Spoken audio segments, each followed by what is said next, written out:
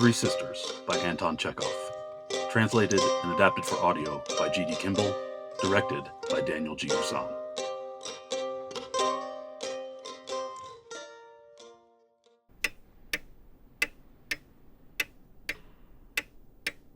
Dad died exactly 1 year ago today, the 5th of May, your name day, IRINA. It was really cold, snowing, and I didn't think I'd survive. You had fainted, and I was scared you'd gone and died too. But now a year has passed, and it's easier to think about. You're even in your white dress, and your face is beaming. It was exactly 1 year ago now.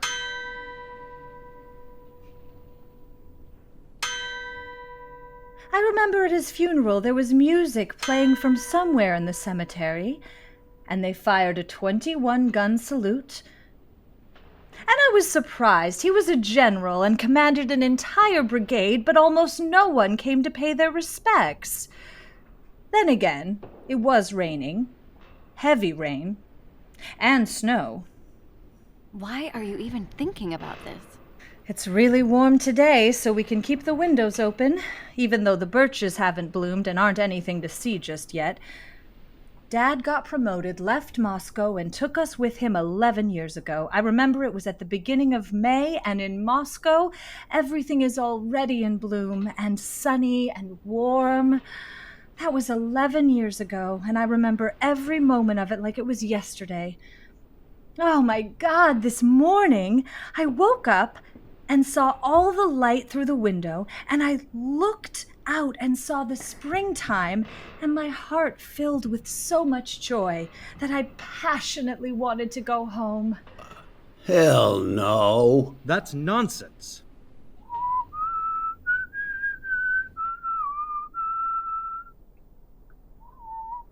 MASHA, whistling today? How could you? All day, every day, while I'm teaching at the high school, my head is throbbing, and I have such negative thoughts that I'm afraid I'm becoming an old woman. Really, the entire 4 years I've worked there, I felt like my youth and happiness are being wrung out of me bit by bit.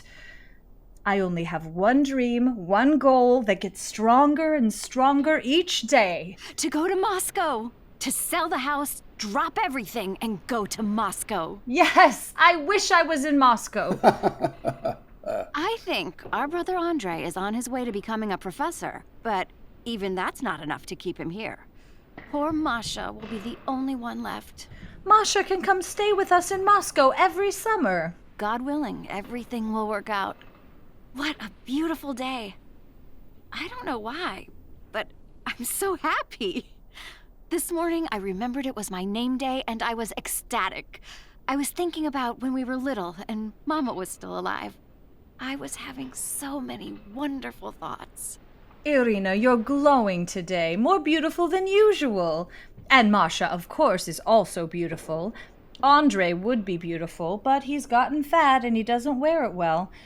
I've gotten old, and I've lost too much weight. Purely through stress, I'm sure. I'm always angry with the girls at the high school, but just for today, I'm free. I'm at home without a headache, and I feel younger than I did yesterday. I'm only 28. Everything is fine, hallelujah, but it seems to me things could be better if I just got married and sat at home all day. I would love my husband. Captain, you're talking nonsense, and I'm tired of hearing it. Good afternoon, ladies. I forgot to tell you earlier, our new artillery commander, Lieutenant Colonel VERSHININ, will come by to introduce himself today. How nice. Is he old? Not so much. Maybe 40, 45 at the most. Seems like a good guy. He's not stupid. Though he does like to talk. Is he interesting? Yes. Sure. Wife, 2 daughters, mother-in-law. This is his second marriage. Everyone he meets, he tells them about his wife, 2 daughters, and mother-in-law. He'll tell you about them today. You'll see. The wife, she's not quite all there. She wears her hair in long braids like a little girl and gushes over every little thing like one too.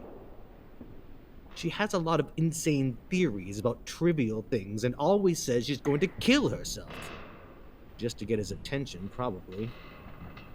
I would have left her a long time ago, but he stays and complains to us about it. Ivan Romanich, my dear Ivan Romanich. Yes, hello. What is it, my dear? Why am I so happy today, Doctor? I feel like I'm flying through a big blue wide open sky surrounded by majestic white birds. Diagnose me, Doctor. Why do I feel like this? Oh, Irina, my dear little bird. This morning, when I was taking a bath, I had an epiphany. Everything in the world is clear to me now, and I know exactly how I want to live, Ivan Romanich. I know it. A person must work. Work under the sweat of their brow, no matter who they are. That, and that alone, is the only real meaning of this life. Their happiness, their delight.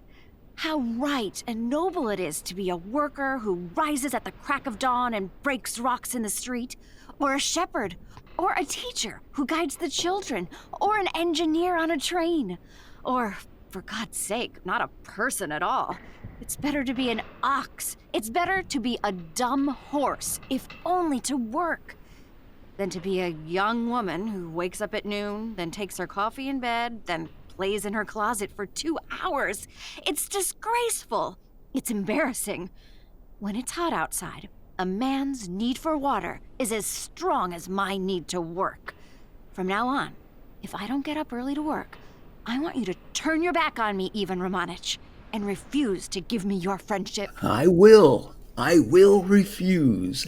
Our father, being a good soldier, taught us to be up at 7 o'clock sharp.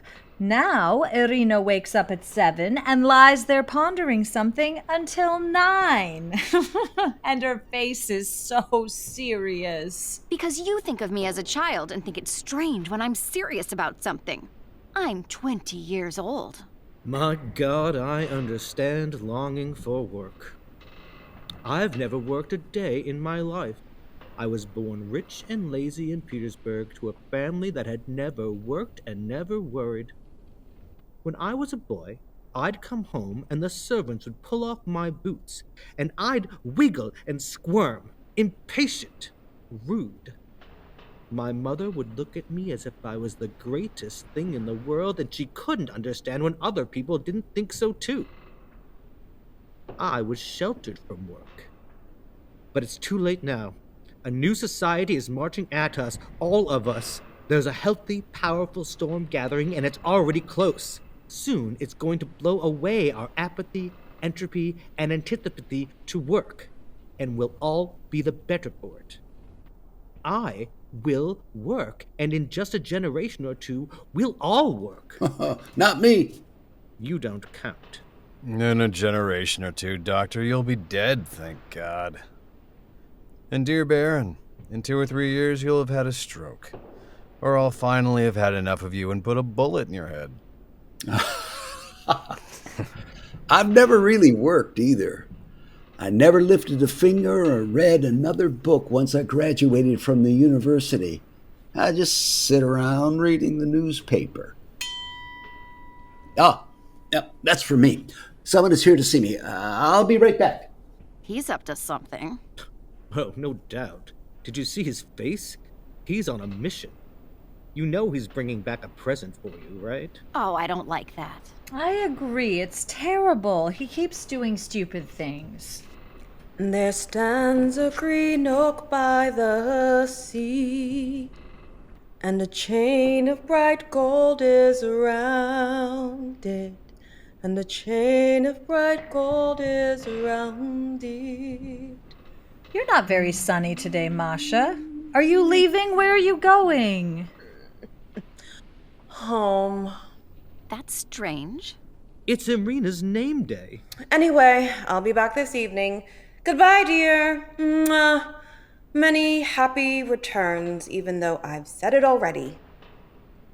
When Dad was alive, every time one of us had a birthday or name day, 30 or 40 officers would come here, and the house would be full of noise and laughter and fun. Today, we have what? A man and a half? And the house is as quiet as a desert. Well, I'm off. I'm not very sunny today, so please ignore me. We'll talk later. But for now, goodbye. I have to leave. You're being very strange. I understand, MASHA, I do. When men discuss philosophy, they actually discuss philosophy. Or at the very least, sophistry. But when women talk philosophy, it's just horse shit. What did you say, you son of a bitch? Oh, nothing. I didn't mean to poke the bear. Olga, stop crying. Right through here, dear. Come in, come in. Don't worry, your feet are clean. I checked. Miss IRINA? Yes, ANFISA. Miss IRINA, you know FERAPONT? Of course. Hello. Yes, ma'am. FERAPONT has delivered a cake for you, courtesy of the County Council, specifically from Chairman Protopopov. Please thank him for me. What? Please thank him for me. ANFISA, give FERAPONT a bit of food for his trouble. What? Come on, you dusty old fart. Come on! I don't like Protopopov. Don't invite him here. I didn't. Well, don't. The good doctor has returned. Ta-da! A silver samovar. It's horrible. My dear Ivan You- Romanich, why'd You you have do no this? shame. I told you so. My dear sweet girls, you're the only things I have in my life that matter. The only things I love. I'm almost 60, an old man. I'm a lonely, worthless old man. And the only valuable thing I have is my love for you. Without it, I would have been dead a long time ago. I've known you from the moment I delivered you, IRINA. And I was the first person to hold you in their arms. That was 20 years ago. I loved your late mother so very much. But why buy such expensive gifts? Well, I'll just get rid of it. Whatever you want. Expensive gifts. ANFISA, come take my horrible gift away. Girls, there's a strange colonel in the foyer. He's already taken off his coat and he's coming in. IRINA, Irinushka, you be nice to him. There's not enough time to serve a proper lunch to any guests. Ah! He's made it. Lieutenant Colonel VERSHININ. Hello. I'm sorry it's taken this long to introduce myself, but finally, it's so lovely to meet you. I'm VERSHININ. Amazing.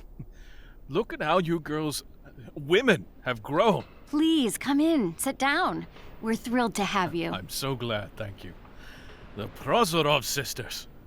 I remember you as 3 young girls. I'm not good with faces, but I absolutely remember. General Prozorov, Colonel Prozorov back then, had 3 daughters. You see, Alexander Ignatievich is from Moscow. Moscow! You're from Moscow? Yes, I served under your father when he was the battery commander. You!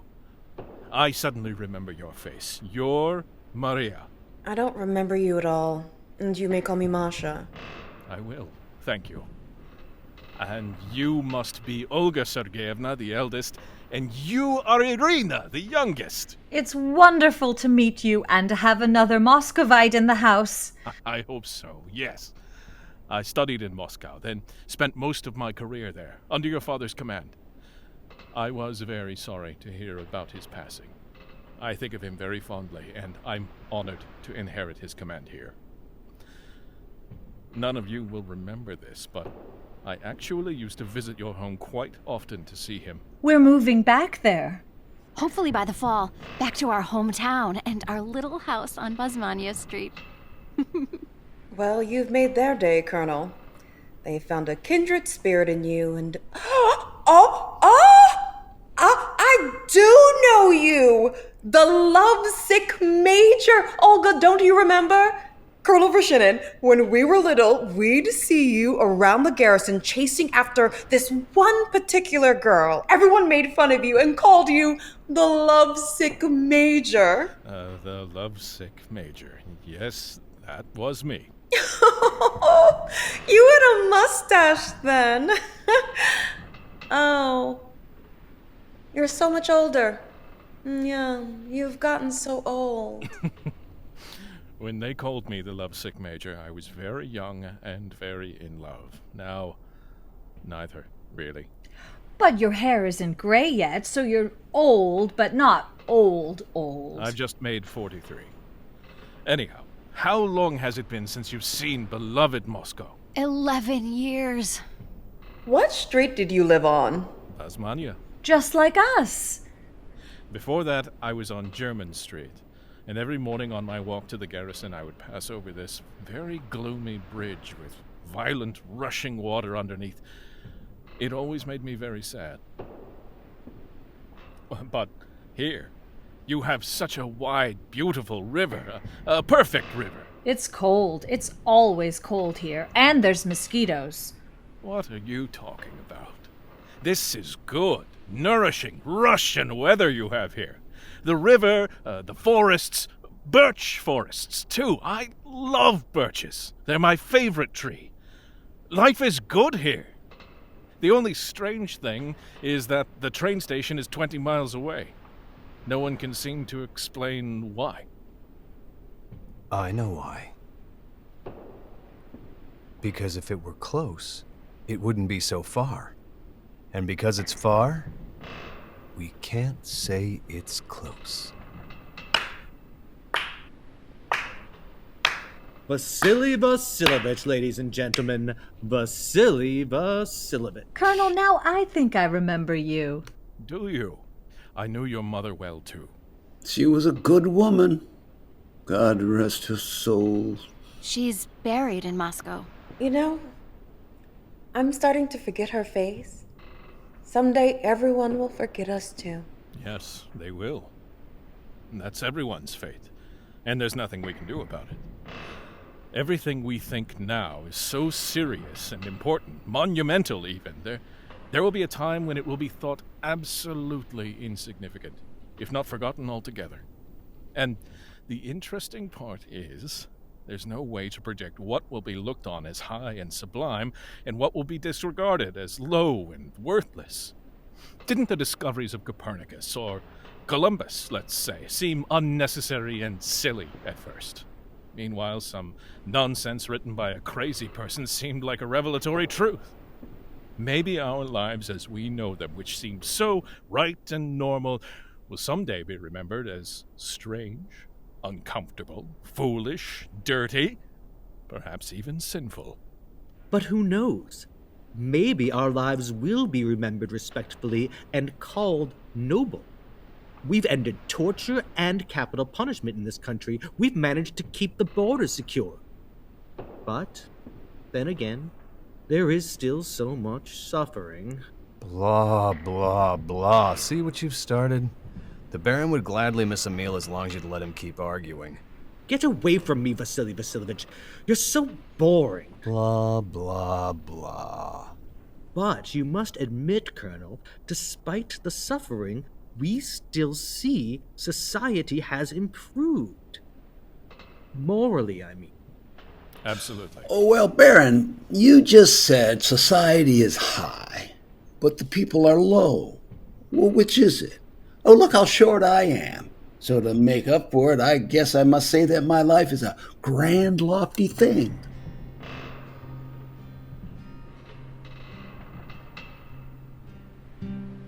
That's our brother ANDREI playing. He's the genius of the family, and he's going to be a professor. Dad, soldier. ANDREI, professor. That's what Dad wanted. We teased him too much today. It seems he's a bit in love. With this local girl. I'm sure she'll pop by later. You should see how she dresses. It's not ugly exactly, or even unfashionable to be honest. It's just desperate for attention. Some strange yellow skirt with a sort of horrible fringe and a red blouse, and her skin. She's as pale as paper. Andrei's not in love. After all, he has taste. I'm fairly convinced he's just playing a prank on us. Yesterday, I heard a rumor she was marrying Protopota from the city council. Which is fine for her. Andrei, dear, come here for a minute. This is our dear brother, Andrei Sergeyich. VERSHININ. Prozorov. Are you our new battery commander? And guess what? Alexander Ignatyevich is from Moscow. Oof, you poor bastard. Now my sisters won't leave you alone. Oh, I've already been boring them to death. Look at this darling little picture frame Andrei gave me today. He made it himself. Yes, that's something. He also made that one over the piano. He's a scholar, a musician, an excellent woodworker, a true Renaissance man. Andrei, don't go away. He's always going away. Come back! Come back! Let us love you! Please, leave me alone. Don't be so sensitive. Alexander Ignatyevich used to be called the lovesick major, and he turned out all right. I turned out all right. I'm going to call you the lovesick fiddler. Or the lovesick professor. Yes. That's it. Oh, look at him. He's in love. Our little Andreyushka is in love. Andrei's in love. Andrei's in love. For love alone did nature put us on this earth. Come on, Andreyushka, give us a kiss. Stop! Stop it! I've been awake all night and I'm not in the mood. I was up reading till 4 a.m. Tried to sleep. Nothing happened. I thought about this, I thought about that.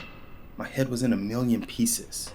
The next thing I know, there's light coming through the window. While I'm here this summer, I'm going to translate a book from English. Do you know English? Oh, yes. Our father, God rest his soul, was obsessed with our education, almost violently so. It's embarrassing to admit, but since he died, I've gotten really fat, just in 1 year. It's like my body knew it was free from his attention. Thanks to him, my sisters and I know French, German, and English. And IRINA also knows Italian. But we earned it. Trust me. Knowing 3 languages in this town is a useless luxury. Not even a luxury, it's more of a freakish oddity, like having a 6th finger. We know too much for our own good. Well, I'll be damned. You do know too much. But I can't imagine there being a place that's so backward and empty that it has no use for intelligent, cultured people. Let's assume that alongside the 100,000 idiots in this town, there are only 3 of you. You can't defeat the mob, obviously. Over the course of your life, you'll have to give in, bit by bit, until you're finally just one of them. But you'll have left your mark. After you're gone, there could be 6 or 12 that appear that you've inspired and are like you. Then more, and it goes on like that until the majority are people like you. In 200 or 300 years, life on Earth could be unimaginably beautiful and amazing. People need a life like that. And if it doesn't exist now, we have to look for it, wait for it, dream about it, and work on it. We must learn and know more than our fathers and grandfathers learned and knew. So, don't worry about knowing too much. Maybe I will stay for lunch. Goodness, someone should have written all that down. Andrei, do you... Oh, he's gone. I agree with you, Colonel. The future could be beautiful. But we have to earn that now. We have to work. Yes, indeed. You have so many flowers here. What a beautiful home. I'm jealous. I've spent my life in single-room apartments with nothing but 2 chairs, a couch, and a stove that always smokes. Never any flowers. Yes, indeed. We all must work. I guess you think my Germanness is showing, but my name aside, I'm all Russian. I don't even speak German. My father was baptized Orthodox. I often wonder, what if we could do it all over again, knowing what we know now?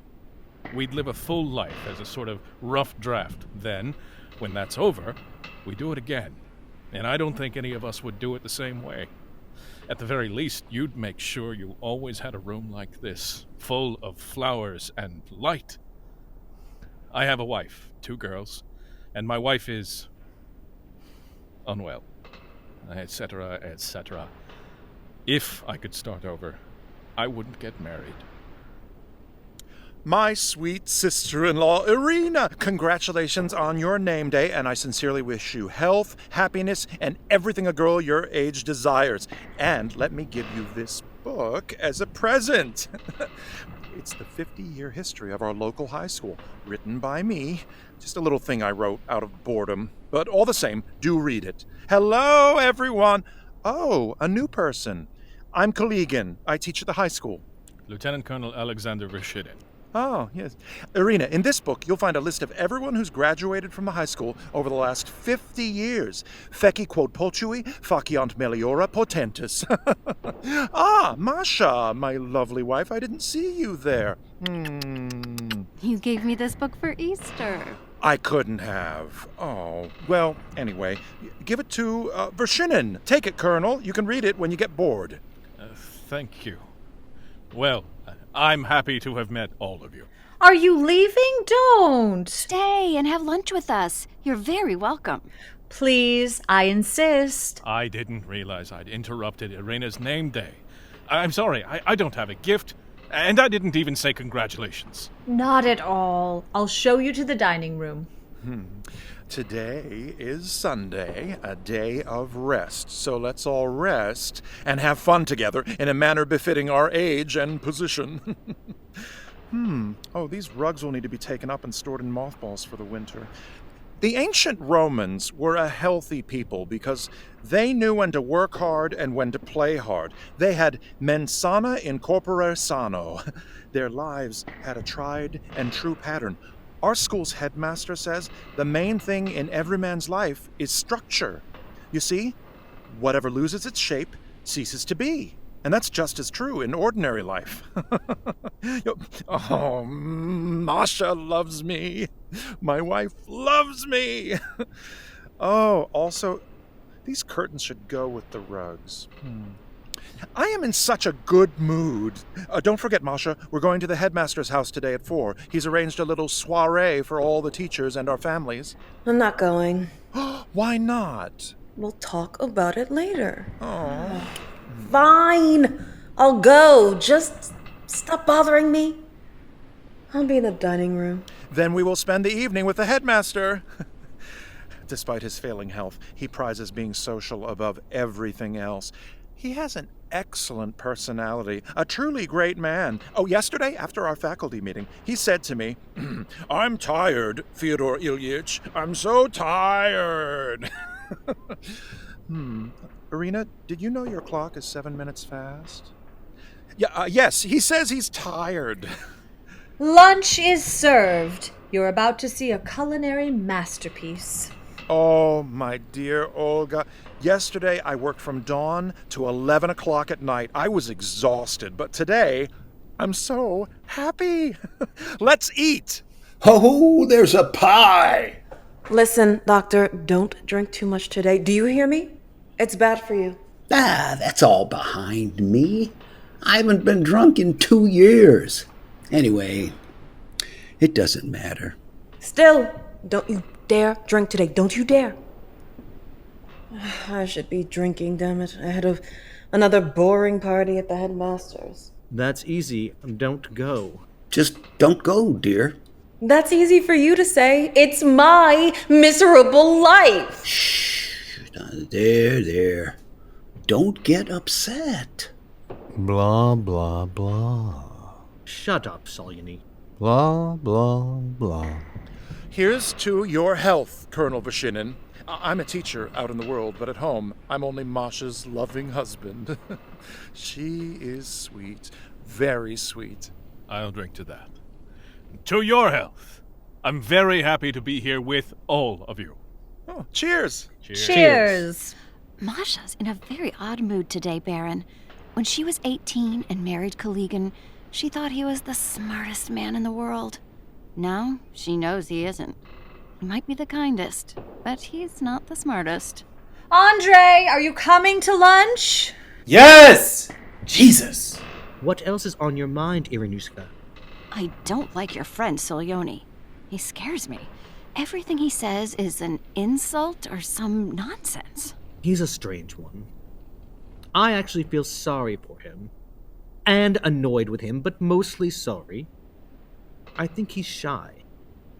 When we're alone, he can be very smart and engaging and funny, but put him among people, he turns into an asshole, a bully. But don't let him upset you. Stay here with me. Tell me what's on your mind. Irina Sergeyevna, you're only 20, and I'm only almost 30. Just think of how many years that could be for us together. A long string of days full of my love for you. Baron! Nikolai, don't do this. Not now. I have such a passion for life and growth and hard work.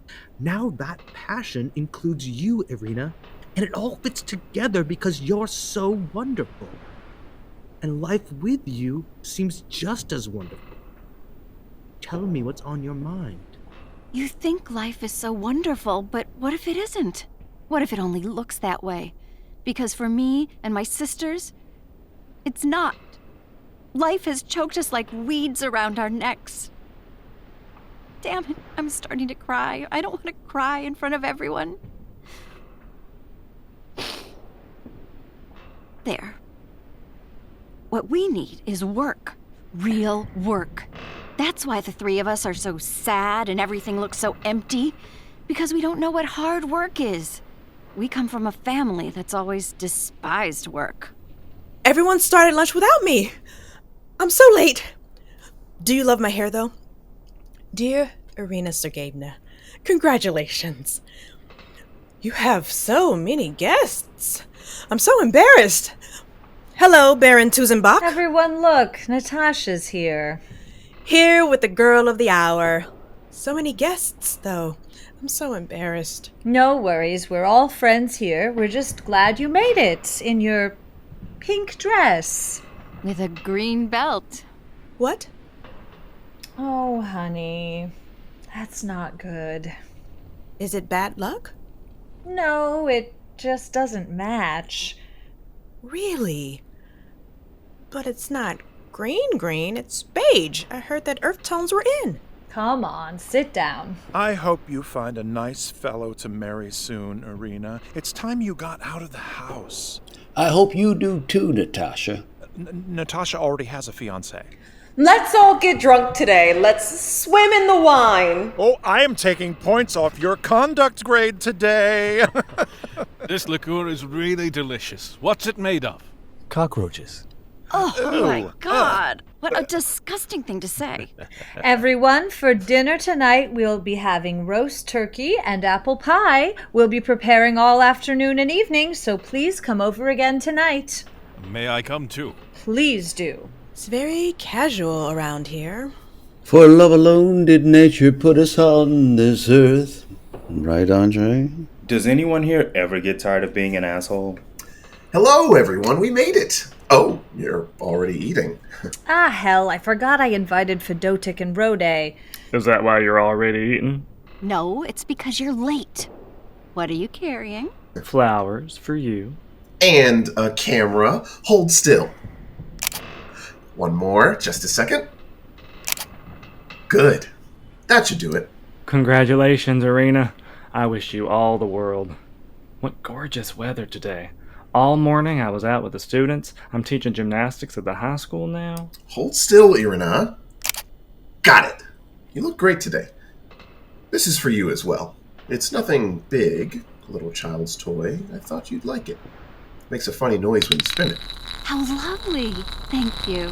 There stands a green oak by the sea, and a chain of bright gold is around it, and a chain of bright gold is around it. Why have I had that in my head all morning? Ooh, there's 13 of us here today. So what? Are you superstitious? Well, as the saying goes, if there are 13 at the table, then some of them are lovers. You're not one of them, are you, Doctor? Oh, I may be a dirty old man, but for the life of me, I can't figure out why Natasha was embarrassed. Oh my God. Stop laughing at me! Don't pay any attention to them. Wait, Natasha! Don't leave!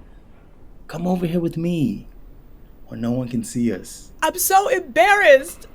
I never even know what anyone is talking about, and they all make fun of me. I know the way I left the table was rude, but I can't take it anymore. Please listen, Natasha. Darling, everyone is just playing with you. They're all good people. They're really sweet, and they love you. They love us both. Just talk to me. No one can hear us now. I'm not used to being with people. Oh, my sweet, sweet girl. Don't worry so much. Just trust me.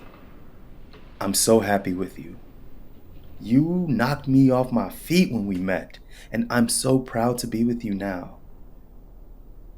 I've never loved anyone like this before, and I can't wait to make you my wife. Just trust in me and kiss me, and then everything will be all right.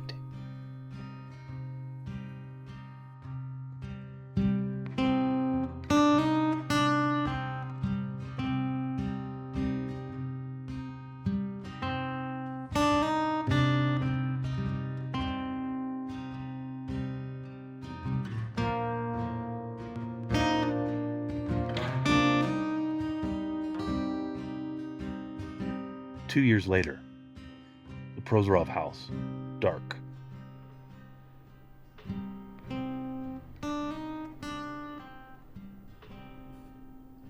Natasha! Oh my God. Andrei, what are you doing there in the dark? I thought you were upstairs, reading. What are you doing in the dark? Where are you going? I was just checking to see if the fire was burning. It's not. The servants are all so focused on the holiday. I have to do everything myself. Last night, someone left a candle burning in the dining room. I don't know who, but I put it out. What time is it? 8:15. Olga and IRINA aren't home. Olga's still at the high school, and IRINA's at the telegraph office. Both still working, poor things.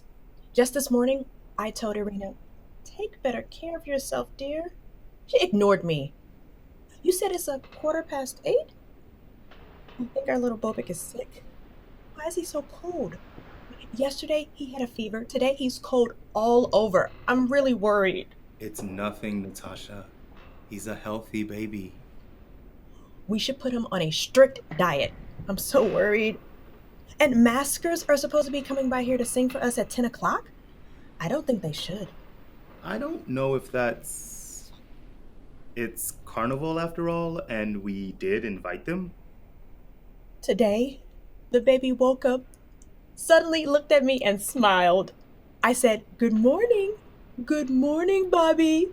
Say good morning to Mommy. Say good morning to Mommy, sweetie." And he laughed and laughed. He wanted to say it. Children understand. They understand everything around them. So the maskers can't come, and that's that. That's up to my sisters. This is their house. Maybe. But they'll do what I want. They're very sweet. All right, I'm going. I'm having yogurt for dinner. I researched it. They say you have to eat yogurt every day if you want to lose weight. Andre? Bubik is very cold all the time. It's his nursery. It's too cold in there. It's drafty. He should sleep in another room, at least until the summer. Like, say, Irina's bedroom is perfect for a baby. It's nice and sunny and warm in there all day long. So that's that. I'm going to tell her she has to share a room with Olga. She's not at home during the day anyway. She just sleeps here. Andreyushka, why aren't you saying anything? I was thinking, maybe... nothing. Never mind. Oh, I meant to tell you. FERAPONT is here from the county council. He wants to see you. Let him. I'll leave you two alone.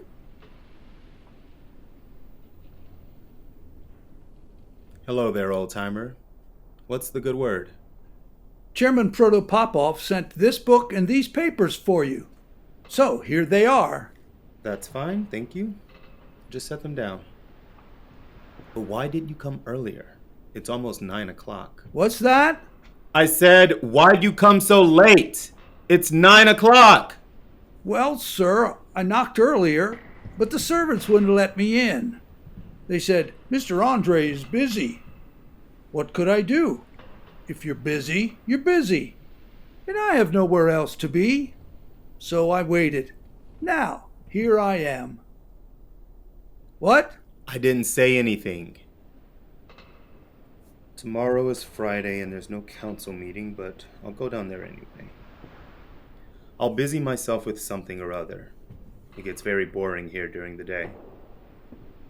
Can I tell you, life is a funny thing. I had absolutely nothing to do today and I wound up thumbing through my own notebooks from school. I started laughing at myself.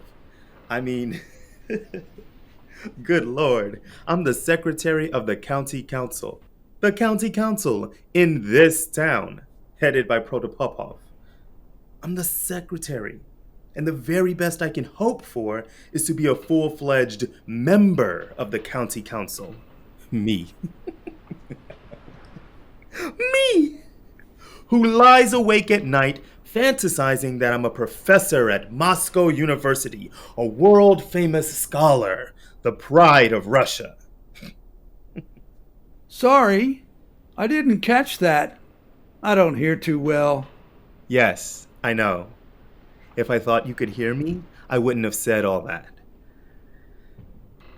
I need someone to talk to, but my wife really has no idea who I am. And my sisters scare the hell out of me. I don't know why. I'm afraid that they'll laugh at me or embarrass me. I don't drink. I hate bars. But I'd give anything to be sitting in a tavern right now in Moscow. Somewhere elegant in a chic part of town like Testov's or a cocktail room in the Bolshoi. Moscow, you say? Just the other day I heard a story about a man in Moscow who ate 40 pancakes in one sitting and almost died. I think it was 40. Maybe it was 50. I can't remember. In Moscow, you can sit in a huge restaurant and you don't know anyone and no one knows you, but at the same time, you don't feel like a stranger. Then here, you know everyone and everyone knows you, but you're still a stranger. Only a stranger. Strange and alone. What? Nothing. And the same man who told me that story. Maybe he was lying, I don't know. He says there's a single rope stretched all across Moscow. For what? I don't know, but that's what he said. That's nonsense. Have you ever been to Moscow? Nope. Wasn't God's will. Can I leave? Yes. Go. Take care. I'll sign these papers tonight, and in the morning you can take them back to the... And he's gone. Fair enough. Yes, Natasha. I'm coming. you see what I mean, MASHA? I don't know, Colonel. I don't know. We're such creatures of habit. After Dad died, we couldn't get used to not having soldiers around, but habits aside, to be fair, I don't know how it is in other towns, but here, the best and brightest are always soldiers. I'm really thirsty. Could we have tea? The maid will bring some soon. I got married when I was 18, and I was afraid of my husband because he was a respected teacher, and I barely made it through school. He seemed so bright and educated and important, and now, unfortunately, I see he's not any of those things. I see. I never talk about my husband. I'm used to him, but I find civilians in general to be ignorant and uncultured and rude. I hate rudeness. It really bothers me, and I take it personally. I literally get physically ill when I meet men who aren't subtle or clever or even kind. When I'm around my husband's colleagues, I die a little inside. Yes. I think it doesn't matter if a man is an officer or a civilian. I'm equally disinterested in them, at least in this town. Listen to any of these local philosophers, civilian or military. It's all the same thing. He hates his wife. He hates his house. He hates his career. He hates his horses. Why? We Russians are capable of the most exquisite ideas in the world, but we choose to live so low. Why? Why? Why is he stuck with his wife and children? Why are they stuck with him? You're in quite a mood today. Maybe. I haven't had dinner. I haven't eaten since this morning. My daughter isn't feeling well, and when my girls are sick, I can't stop worrying. I'm racked with guilt because their mother is how she is. I wish you could have seen her today. So petty. We started fighting at 7 a.m. and by 9 I'd slammed the door behind me and left. I never talk about her. And it's strange that I only confide in you. Please don't hate me. You're all I have. Did you just hear that noise from the kitchen? Right before Dad died, I heard it too. Are you superstitious? Yes. That's funny. You are a wonderful, wonderful woman. Incredible, magical. It's dark in here, but I can still see your eyes sparkling. Well, let's go over here, where it's brighter. I love you. I love you. I love you. I love your eyes and the way you move. I dream about it. You're beautiful, amazing woman. I laugh when you talk like that. I don't know why. Because it scares me. Please, don't say it again. No, say it again. I don't care. Say it again. Wait, someone's coming. Talk about something else. I have 3 last names, IRINA. I'm Baron TUZENBACH Krona Altshower. But I'm Russian Orthodox just like you. There's not much German left in me besides the patience and the stubbornness, which annoys you when I walk you home every night. I'm exhausted. And I'll keep coming to the telegraph office to walk you home every night for the next 10 or 20 years, or until you shoo me away. Oh, is that you in there, MASHA? Colonel, how are you? I'm finally home. MASHA, listen to this. A lady came in today to message her brother in Saratov saying that her son died. But she can't remember the address. So I sent it without an address, just to Saratov. She was crying, and I was rude to her for no real reason. I screamed at her. I don't have time for this.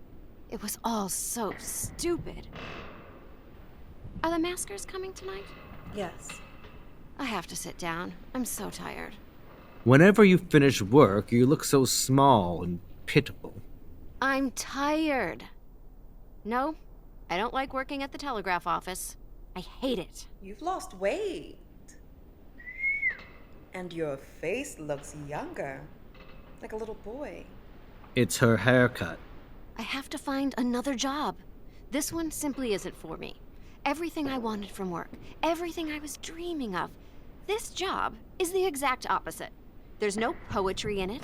There's no ideas. It's just work. Oh, that's the doctor. Go see what he wants, Baron. I can't with him. I'm too tired. He'll be in here any second now.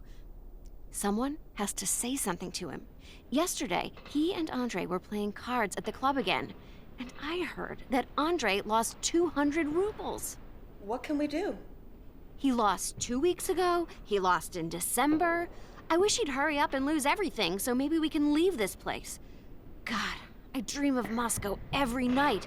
I've turned into a lunatic.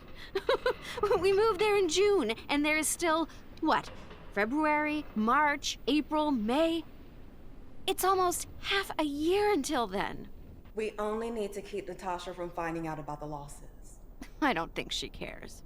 Ugh, here comes CHEBUTYKIN. Has he paid his rent here? Not for 8 months. Not a bit of it. He's clearly forgotten about it. Well, he's so busy and important. Why are you so quiet, Alexander Ignatyevich? I don't know. I'd like some tea. A tea, my kingdom for a tea. I haven't eaten since this morning. I have arrived, Irina Sergeyevna. What do you want, Doctor? Come here, closer to me. Venise. Irina, I can't live without you. Irina, did you hear me?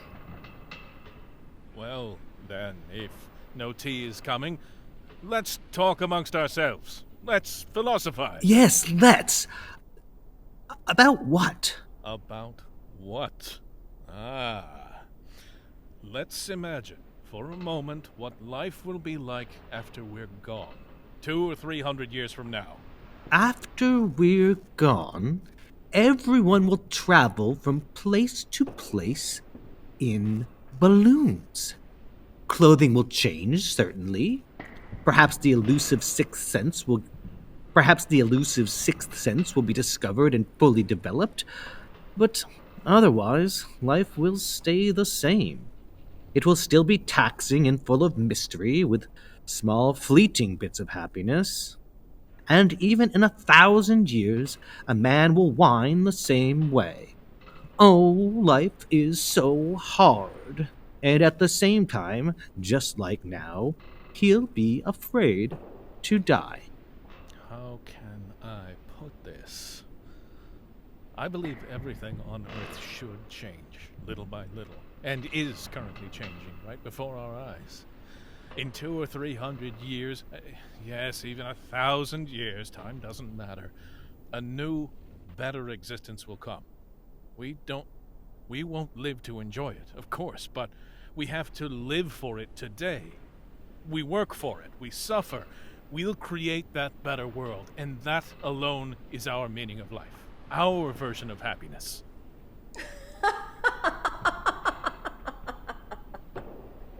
What's going on with you? I don't know. I've been laughing all day. I essentially have the same education as all of you. I didn't go to the military academy. I read a lot, but I don't know how to choose books. And maybe I don't read the right things. However, the older I get, the more I want to learn. My hair is going gray. I'm almost an old man, but I know so little. But despite that, I think I know what really matters. And I know it backward and forward. I only wish I had the right words to better explain that your idea of happiness isn't for us, nor should it be. All we can do is work, and happiness is the gift we'll give our descendants. Or the descendants of our descendants. According to you, no one should even think about their own happiness. But what if I am, in fact, happy? You're not. You and I aren't communicating very well. How can I convince you?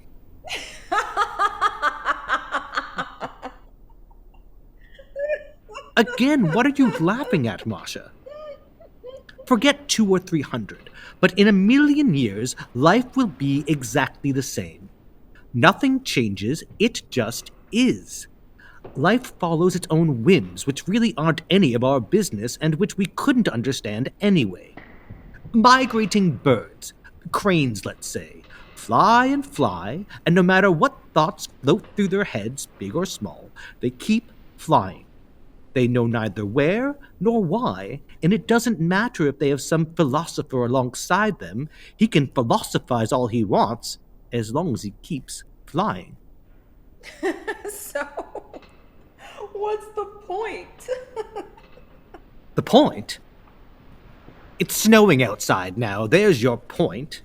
I think a person must have faith, or at least be seeking faith. Otherwise, it's all pretty empty to live and have no idea why the cranes fly, or why a child is born, or why there are stars in the sky. You have to have a reason to go on, or none of it is worth a damn. Well, I'm still sad my youth is gone. It's like Gogol says, life is a bore, gents. And it's like I say, arguing with all of you is a pain, gents. Damn. Says here in the paper, Balzac got married in Berdichev. That's something to note. Balzac got married in Berdichev. Balzac got married in Berdichev. I pulled the trigger, Masha Sergeyevna. I'm leaving the army. I heard, and I hate it. You know I don't like civilians. I'm not handsome and dashing. What use does the army have for me? At any rate, I'll go get a job. A real job. For the first time in my life, I'll come home in the evening and fall into bed exhausted and content. I bet workers always sleep soundly. Oh, here come FEDOTIK and Rodet with more nonsense. Iranushka, I was in town shopping today and I got you these little colored pencils and a penknife. You still think of me as a child. You know I'm 20 years old. But I do love them. Thank you. I got myself a little knife as well. See, it has a blade, another blade, a third blade, a toothpick, and a nail file. How old are you, Dr. CHEBUTYKIN? Me? 32. Play cards with me, IRINA. Where's that wind coming from? Solyony just came in. Oh, my ears are burning. Hello, hello. Shut the door, Captain. Natasha's right behind me. Hello? Did someone say my name? Shut the Shut door. the door! Ugh, I'm so tired of winter. I've forgotten what summer is. If I win this hand, we'll immediately move to Moscow. Well, there. I win. So I guess you're staying here. Says in the paper there's a smallpox epidemic. Tea is served. Have some tea, Masha. And you, Colonel. I'm sorry, I've forgotten your name. Bring it here, Nanny. I'm not going over there. Me too, Nanny. I'm coming. I'm coming. Babies who are nursed naturally from the breast have such a great understanding. Just this morning, I said, "Hello, little Bobby. Hello, Bobby. Hello, sweet one." And he looked at me in the most unique way. You think I'm biased because I'm his mother, but I promise I'm not. He's a truly gifted child. If he were mine, I'd fry him in a pan and eat him. Get away from me, you piece of shit! It's a very happy person that doesn't know if it's summer or winter right now. I bet if I were in Moscow, I wouldn't even notice the weather. The other day, I was reading a prison memoir of a French politician. He was convicted in that Panama scandal. He writes with such bliss about watching birds from his cell window that he'd never noticed when he was free. Now that he's free, of course he doesn't pay attention to the birds. Just like you won't notice Moscow when you're in it. Wanting something is the only real happiness. Where are the sweets that were on the table? Solyony ate them. All of them? A telegram has come for you, Colonel. For me? Thank you, ANFISA. It's from my daughter. God damn it. Of course. I'm sorry, Maria Sergeyevna. I have to go. I can't stay for tea. It's always something. What's wrong? Is it private? My wife is taking a lot of pills. Again. I have to go. I'll just slip out quietly. All this is very unpleasant. My dear, wonderful, good woman. I'm going to slip out. Where'd the colonel go? I was serving tea. What kind of man does that? Go away, ANFISA. All you do is annoy everyone. There's no way to get away from you. Ugh, I'm so sick of you, you dried up old bat. Sweetie, why are you mad at me? ANFISA! ANFISA! Everyone just sits there and... I'm coming! Make room at the table. I'm sitting down. Move all these cards. Hey, we're playing. Well, now you're not. Drink your damn tea. Are you angry? If I am, then don't talk to me. Don't touch me. Don't touch her. Nobody touch her. You're 60 years old and act like a child. Dear MASHA, why do you talk to everyone like that? You're pretty enough that you could be a big hit in high society. Except for the way you behave, quite frankly. Je vous prie, pardonnez-moi, Marie. Mais vous savez, des manières un peu grossières. Someone pour me a drink. Il paraît comme mon Bobic. Déjà ne dort pas. He's awake. He doesn't feel well today. Excuse me, everyone. I have to attend to Bobic. Wait a tick. Where'd Alexander Ignatievich go? Home. His wife is having another episode. Solyony, look at you, over here sitting all alone, thinking about something that no one else can understand. Here, let's make up. Drink with me. Cheers. I'm going to play the piano all night long tonight. Watch, I'll play all kinds of terrible songs. Who knows? Why are we making up? We weren't fighting. You always make me feel like we are. You're a weird fellow, you know that? I may be strange, but who isn't? Don't get angry, Aleko. Ugh, I hate that book. Don't bring Pushkin into this. When I'm alone with someone, I'm fine. I'm just an average fellow, but put me with a crowd, I become very sad and uncomfortable and withdrawn. Then I say a lot of crazy things, but I'm more honest and decent than most people. And I stand by that. I get mad at you because you pick on me in front of everyone, but for some reason, I like you. Whatever happens tonight, we're getting drunk. I'll drink to that.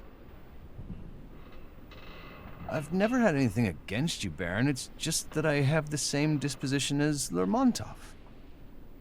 Some people even say I look like Lermontov. I'm leaving the army. It's been enough. I thought about it for 5 years and finally decided. I'm going to work. Oh, don't get angry, Aleko. Forget your dreams of days gone by. I'm going to work. I'll tell you, Irinushka, the best part of that dinner was that they served an authentic Caucasian onion soup and a chahatma, which is lamb. It's not lamb. It's similar to a turnip. No, dear Captain Solyony, it's lamb. I'm telling you, it's a turnip. And I'm telling you, it's lamb. It's a turnip. Why am I even arguing with you? You've never been to the Caucasus, you've never eaten their cuisine, and you have certainly never eaten chahatma. I didn't eat it because I didn't want to. I can't stand that much garlic. Assholes! Enough! I can hear you from the other room! You tell him, Andrei. When are the maskers coming? They said 10, so any minute now. Everyone, dance with me. Oh, you my doors, my brand new doors. Brand new doors of maple. And so full of holes.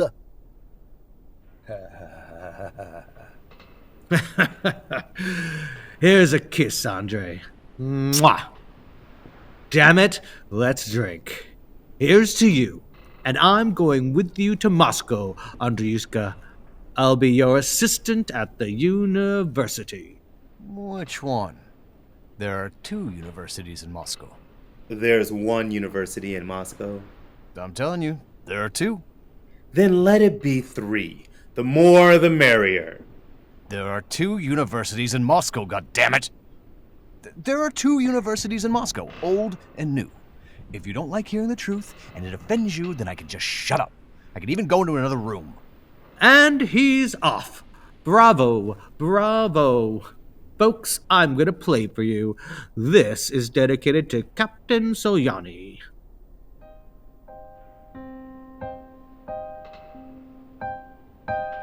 The Baron is drunk. The Baron is drunk. Natasha, dance with us.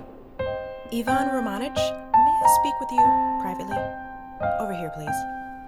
What are you 2 whispering about? What's going on? Natasha, where are you going? Baron, may I speak with you privately? Now, what are you 2 whispering about?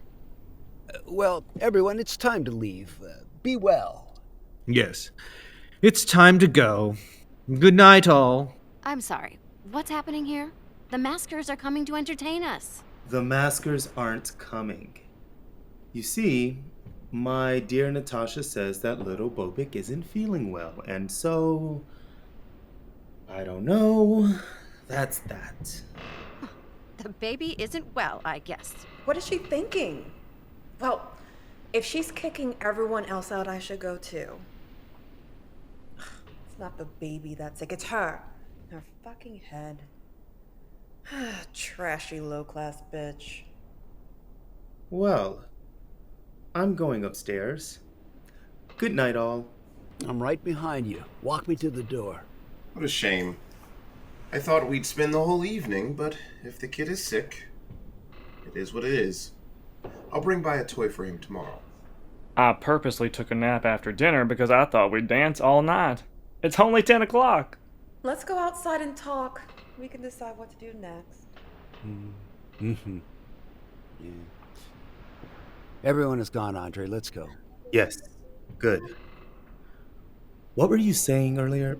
Yeah, I managed to never get married because my life flashed by me like lightning. And also, I was very much in love with your mother, who, of course, was already married. You don't need to be married. No one does. Because it's useless. Maybe. But I am lonely. No matter how we try to rationalize it. Loneliness is a terrible thing, dear boy. When you get to the end, however, I suppose it doesn't matter. Let's get out of here. No, we'll be there on time. What's the big hurry? If Natasha catches us, I can't go. That's what.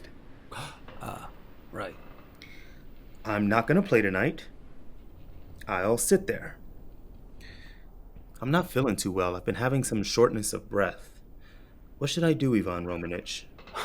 Why are you asking me? I don't remember. I'm an old doctor, my boy. I don't remember a lot of things.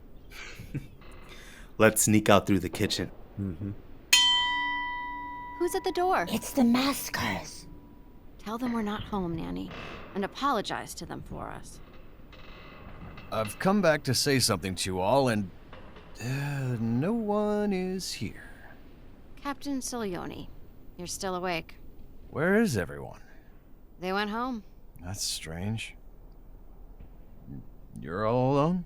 All alone. Okay, then. Good night. Earlier, I behaved very poorly. I was rude and tactless and without self-control. But you're not like everyone else. You're so good and pure. You can see the truth. You're the only one who understands me. I love you deeply. Endlessly. Enough! Good night, Captain. I can't go on without you. You're everything to me. You're my only happiness. When you see me with those huge, wonderful, bewitching eyes I haven't seen on any other woman. Stop it, Vasily Vasilich. Oh, the first time I speak to you about love, and it's as if I've left this earth like I'm on another planet. Oh, at any rate, I can't make you love me, but I won't tolerate any rivals. Swear to God, I'll kill any other man that loves you, my angel. Andrei, are you in here? Oh, Irina. Vasily Vasilovich. I'm sorry, I didn't know anyone was here. I was just looking for Andrei. He must be upstairs reading. I was just checking the house. I don't care what you're doing. Good night. You look so tired, sweetie. You should get to bed earlier. Is Bobik sleeping? Yes, but not well. By the way, while I have you here, I wanted to tell you, I think Bobby's room is too cold and damp, and yours is better for him. So you're gonna room with Olga for now. What? Wait, what? You and Olga are gonna share a room, and Bobik is taking yours, and that's been decided, so that's that. He was so cute today. I told him, Bobby, you are mine, all mine. And he looked at me with such love in his eyes. That must be Olga. She's so late. I'll look. No, not necessary. That's not Olga. It's Protopopov from the county council. Oh! You know, I forgot. Protopopov did invite me for a carriage ride tonight. What a character. Yes, men do silly, strange things sometimes.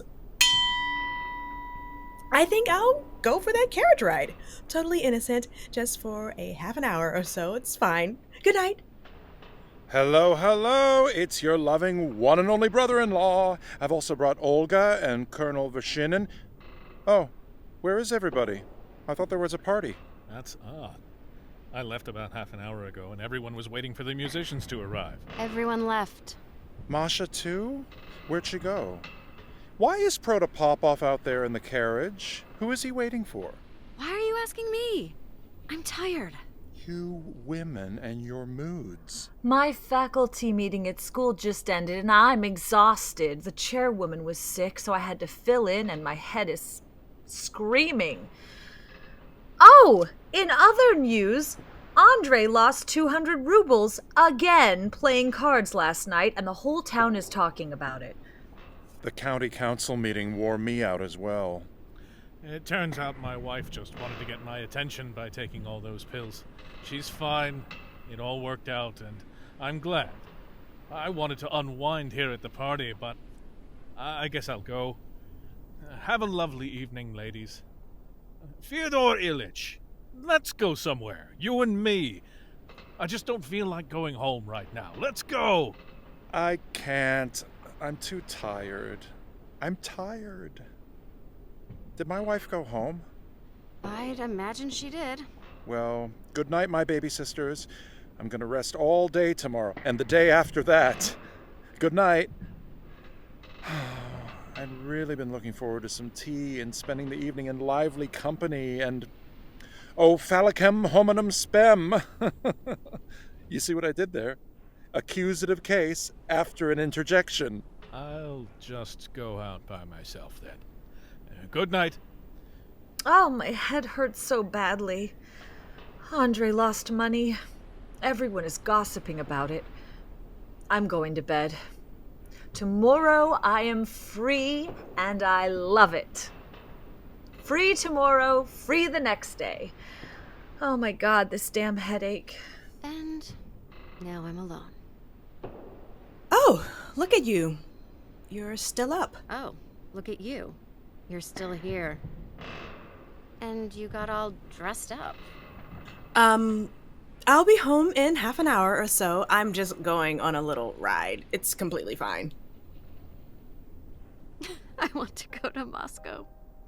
I want to go to Moscow. To Moscow.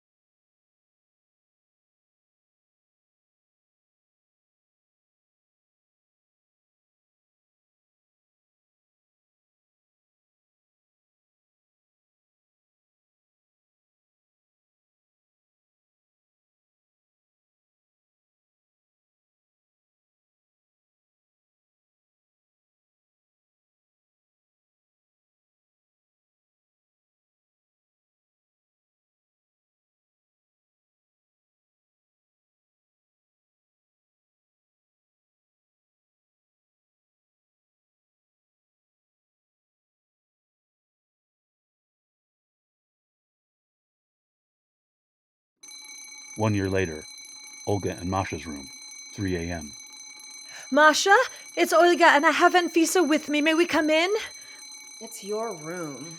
Some of them are sitting under the stairs now. I told them, please go on upstairs. There's no need to stay right here.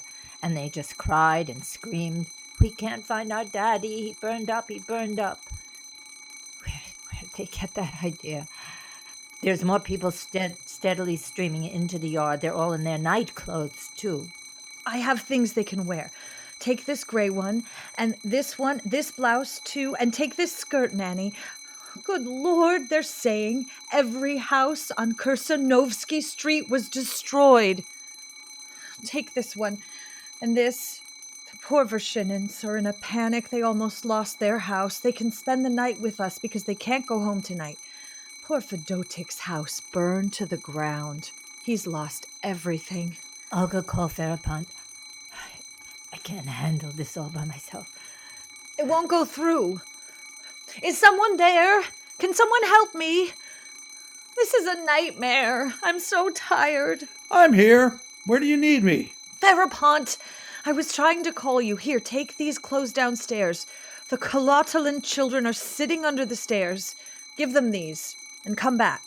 Yes, miss. You know, in 1812, Moscow burned just like this. God bless. I bet Napoleon sure was surprised. Just go! Yes, miss. Give them everything, Nanny. Dear, we don't need anything.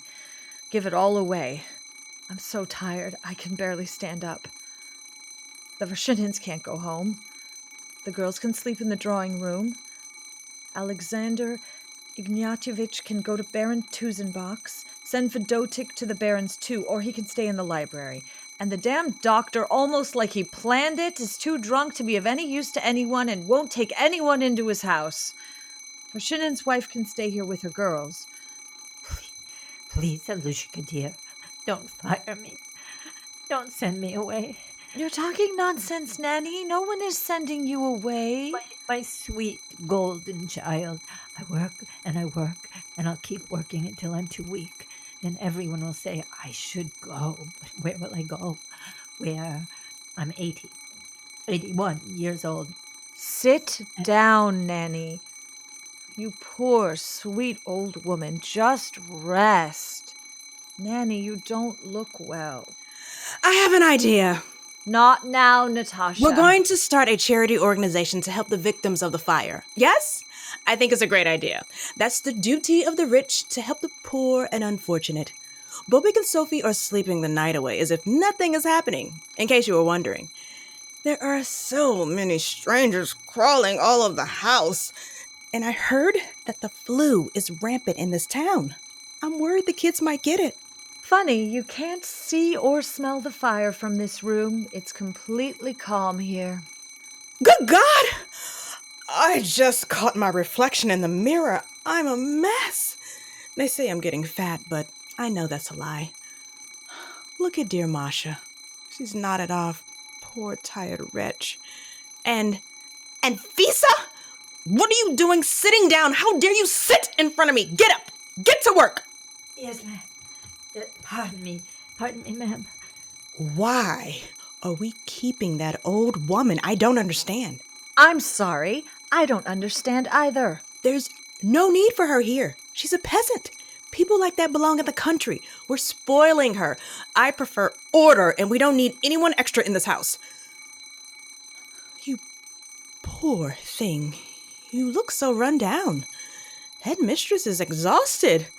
When my little Sophie Pooh grows up and goes to the high school, she'll mind every word you say. I'm not the headmistress. But you'll be appointed. They've already decided. Then I'll decline. I won't do it. I don't have the willpower. You were so rude to Nanny just now. I'm sorry. I can't take it. I feel a little lightheaded. I'm sorry. I didn't mean to offend you. Masha, did we wake you? Don't go. You have to understand. Perhaps because of the way we were brought up, I can't take it. That behavior depresses me. It makes me sick. My heart just sinks. I'm sorry. I'm so sorry. Anything. The slightest rudeness or harsh words upset me. I always say too much. That's true. But you must admit she shouldn't live here anymore. ANFISA has been with our family for 30 years. But she can't work anymore. Either I don't understand you or you don't want to understand me. She's incapable of work. She only sleeps or sits. Then let her sit! What do you mean, let her sit? She's a servant. I don't understand you, Olga Sergeyev. I have a nanny. I have a wet nurse. I employ a lady's maid and a cook. Why do we need this old woman? Why? I've aged 10 years tonight. We have to come to a meeting of the minds in this, Olga. Once and for all. You are at the high school and I am here. You have your career. I have this household. So if I have an opinion about a servant, then I know what I'm talking about. I know what I'm talking about. And so tomorrow is the last day in this house for that worthless, dried up old witch. That's that. Don't you dare cross me. Don't you dare. You're going to move to one of the downstairs bedrooms or else we're going to keep fighting. This is horrible. Hello, hello, my lovely sisters-in-law. Where's Natasha going without saying hello or goodbye? Rude. Anyway, where's my Masha? We should be getting home. They say the fires are under control now. Only one block burned, but with the wind, it seemed like the whole town was on fire. I'm so tired. Let me sit. Oh, sweet Olga. I often think if I hadn't met Masha, I should have married you. You're so kind. I'm worn out. Shh, listen. What? To make it all worse, the doctor is as drunk as a skunk. I think he did it on purpose. I think he's coming this way. Hear him in the hallway. Oh my, what a piece of work! I want to hide from him. He hasn't had a drink in years, and now he's fall down drunk. Damn everyone. Does he see us? I don't think he does. Well, I'm going to slip out before he notices. I'll be downstairs helping Nanny. Good luck. To hell with everyone. Fuck everyone. They all think I'm a doctor, that I can treat sickness and disease, but I know absolutely nothing. Forgot everything that I did know, that I never knew. Damn it all. I treated a woman from Zezub last Wednesday. She died. It was my fault. I knew a few things 25 years ago. Now I can't remember a thing. Nothing. My head is empty. My soul is cold. Maybe I'm not really a man at all, but only pretending to be one. I have arms and legs like a man, and a head like a man. Maybe I'm not real at all. It only appears that I walk, eat, and sleep. I don't want to exist anymore. God knows, the day before yesterday, everyone at the club was talking about Shakespeare and Voltaire. I hadn't read any of them, but I nodded along as if I had, and everyone else played along. Bunch of liars. Vulgar liars. And then I thought about the woman I killed on Wednesday. I remembered every minute of that, and my soul felt crooked and disgusting. So I drank. Come in, Baron. And you too, Colonel. Let's sit in here where it's quiet. If it hadn't been for my troops, this town would have burned to the ground. Well played. Great soldiers and great men. Oh, what time is it, gentlemen? It's already 4. The sun will be up soon. The whole town is here at our house and won't go home. Your friend Solyony is with them. You should go to bed, Doctor. It's nothing. I'm fine. Thank you. Are you having a difficult time speaking, Ivan Romanich? Your words are a bit slurred. Good for you. In vino veritas, as the Romans said. Am I right? Natasha wants me to set up a concert to benefit the fire victims. What can I do? You could help us organize it. For example, MASHA plays the piano beautifully. She plays exquisitely. Oh, she's forgotten how. She hasn't played in 3 or 4 years. No one around here understands music anyway. No one, except me, and I can assure you, on my honor, that Maria Sergeyevna plays brilliantly, like some sort of prodigy. You're absolutely right, Baron. I love her so much. She's simply perfect. To be able to play like that, and at the same time know that nobody appreciates it. Yes.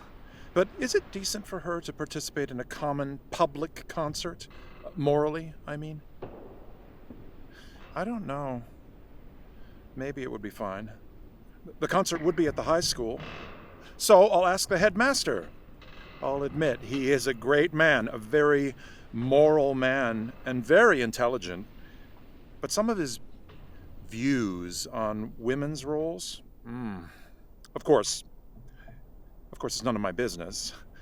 But anyway, if you'd like, I could ask him. I got filthy during the fire. I must not look like anything recognizable from this planet. I'm being told that our brigade is being transferred far away.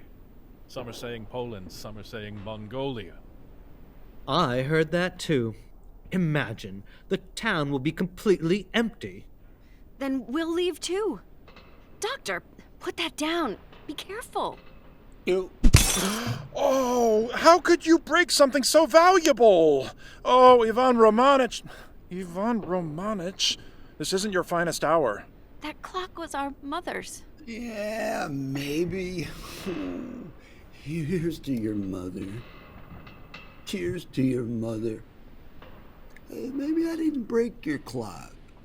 Maybe you imagined I did because you just want me to. Maybe we think we exist, but we really don't. I don't know. Nobody knows anything. And what are you all looking at? NATASHA is sleeping with Protopopov, but nobody sees that. You all sit here not seeing anything while NATASHA is sleeping with Protopopov. May I have this dance? No? And I'll show myself out. Yes. It's all so strange. When the fires erupted, I ran straight home. When I got there, I see the house completely untouched, and not even in real danger, but my 2 little girls are standing by the door in just their pajamas, and their mother isn't there. The servants are running around screaming, and the horses and dogs are running loose, and the girls are terrified. And they're looking all over, searching for something, and I don't know what that is. There's such horror in their faces. My heart sank when I saw their faces. I thought, God, what these girls must go through. I picked them up and ran, and kept thinking that one thought, what these girls will have to go through for the rest of their lives. Masha, there you are. I'd been looking for... I'm glad you're safe. Thank you. Then I came over here, and there their mother was, screaming and angry. She just left them. When my girls were standing helplessly in the door, undressed and barefoot, and in the street with glowing red with fire, I heard this terrible noise, an explosion, and I thought, this must be how it was years ago, when the enemy poured over the city walls and burned and looted us all. Then at the same time, I thought how different things are now than they were then. And more time will pass so that 200 or 300 years from now, our lives will be looked on with scorn and shame and fear. Everything we are now will seem ugly and heavy and unnecessary. What a life that will be. What a life that will be. I'm so sorry. I was philosophizing again. Forgive me. Forgive me, everyone. But this is where I am now. I have to finish this thought. Oh, you've all nodded off. I'm still listening. I was saying, what a life that will be. Picture it. There are only 3 people like you and your sisters in this town now, but there will be more and more and even more until the time will come when everything has become exactly as you would want it. They will live according to your wants, and then you, too, will become obsolete. People will be born who are better than you. I'm in quite a mood today. I want to live like hell. The power of love is a curious thing. Makes one man weep, makes another man sing. Change a hawk to a little white dove. More than a feeling, that's the power of love.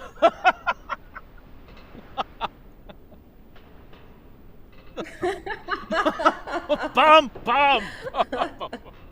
Ba-rum-bum. Bum bum. Ba-bum! Wakey, wakey, everyone.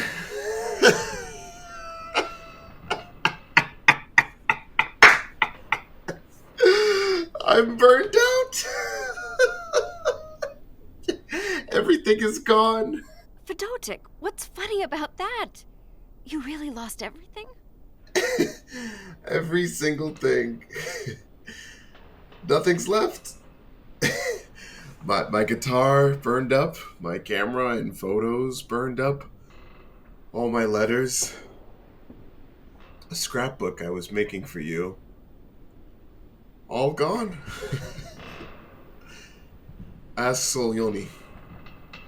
He'll tell you all about it. No! Stop there, Vasily Vasilyevich. You can't come in here. And why's the Baron allowed in and not me? I think we should all go. How's the fire? They say it's under control. It's very strange to me why the Baron can come in here, but I can't. Bum, ba-bum, ba-bum. Bum, ba-bum, bum, Okay, FEDOTIK and Solyony, let's go downstairs. Yes, sir. But I am keeping track of how I'm treated around here. Must be nice to be you, Baron. Blah, blah, blah. Let's go. Ugh, Solyony smelled like cheap tobacco and... Baron, wake up! I'm up. Oh. I'm so tired, though. The quarry. That's it. Stay with me. I swear I'm not babbling. I'm going to work at the quarry. I've already thought it through. IRINA, you're so lovely and charming, it seems to me your face glows even more beautifully in the moonlight. I know you're sad and unsatisfied with life. So come with me. Let's do honest work together. Nikolai Lvovich, get out. Oh, MASHA, I didn't even see you there. IRINA, I'll kiss your hand and say goodbye. When I look at you now, I remember once upon a time on your name day. You were so cheerful and full of light when we talked about the joy of work. It made me dream of a happy life with you. Where is that girl? Another kiss for your hand. Mwah! Why are you crying? Get some sleep. It's already light out. A new day has begun. If you'd let me, I'd give my life for you. Nikolai Lvovich, go away! You heard me! I'm going. Are you asleep, Fyodor? Huh? What? Stop poking me. You should go home. MASHA. My sweet wife, MASHA.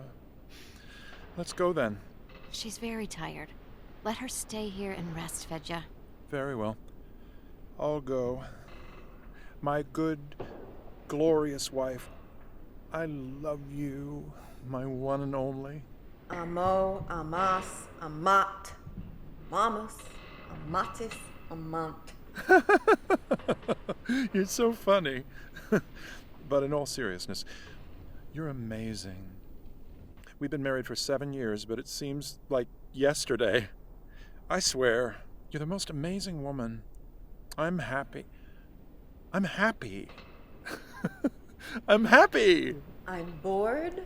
I'm bored. I'm bored. Stop touching me. Ugh.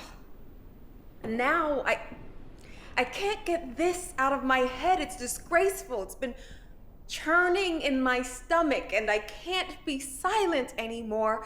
About ANDREI, I mean. He's mortgaged this house, and his wife has pocketed all the money. The 4 of us own this house together, not him alone. If he's a decent person, he should respect that. There's no use getting upset. ANDREI is in debt all over town. Let him work it out. It's a disgrace, whatever way you look at it. Well, we're not poor. I teach at the high school all day and tutor in the evenings. I'm an honest, simple man. Omnia mea mecum porto, as they say. It's not about the money, it's the unfairness that gets me. Go home, Fyodor. You're tired. So rest for half an hour. I'll sit outside and wait for you. Sleep. I'm happy. I'm happy. I'm happy. ANDREI has become really small and tacky, married to that woman. He's aged so much. He used to work toward becoming a professor, and yesterday I heard him bragging that he'd finally become a full member of the county council. A member of the same county council where Protopopov is the chairman. The whole town is gossiping about it and laughing at him, and he's the only one that knows nothing and sees nothing. Tonight, everyone ran out to help with the fire, and he just sat alone in his room, ignoring it, playing the violin. It's terrible. It's terrible. It's so terrible. I just can't take it anymore. I can't. Throw me out of here. Throw me out of this house. I can't take it anymore. Irina, sweetheart, I can hear you from the hallway. What's wrong? What is this? What are our lives? Where did it all go? Oh, God, I'm forgetting. I've forgotten everything. I can't remember the Italian word for window or ceiling. I've lost all of it. And I'm losing more every day, and life goes on, and it won't come back. We're never going to Moscow. I see that now. We're never going. Sweetie. Oh, sweetie. I'm so unhappy. I can't work anymore. I won't. Enough is enough. I worked as a telegraph operator, now I'm a clerk at the county council, and hate it. I have nothing, and I hate everything I have to do there. I'm already 23. I've worked long enough, and my brain is dying. I've lost too much weight. I look ugly and older, and nothing makes me happy anymore. Time is passing me by, and I'm getting further and further away from a real, fulfilling, wonderful life. I'm sinking into darkness, and I'm desperate. Me, desperate. I honestly don't know why I haven't killed myself. Oh, my sweetie Iranushka, I'm suffering too. Don't cry. I'm not. I've stopped crying now. I've simply had enough. Darling, I'm going to give you my advice, and I want you to hear me. I'm telling you as a sister and a friend. You should marry the Baron. After all, you respect him. You hold him in high regard. He's not handsome, certainly, but he's so decent and moral. You know, most people don't marry out of love, but rather out of responsibility. If anyone had asked me, I would have married without love, as long as he was a good man, even if he were an old man. I kept waiting for us to move to Moscow. And I thought I'd meet someone there, the man of my dreams. But that's all turned out to be nothing. My dear, beautiful baby sister, I do understand how you must feel. When Baron Nikolai Lvovich left the army and I saw him for the first time in civilian clothes, he looked so ugly that I felt like crying. He even asked, "What's the matter? What's wrong with you?" What could I say? But if God brings him to us so that he can marry you, that's different. That would make me very happy. What is that? It's Natasha. She's patrolling the hallways with a candle. The way she's skulking around there, one might think she sets the fires. Masha, you're stupid. I'm sorry to tell you that, but you're the stupidest one in the family.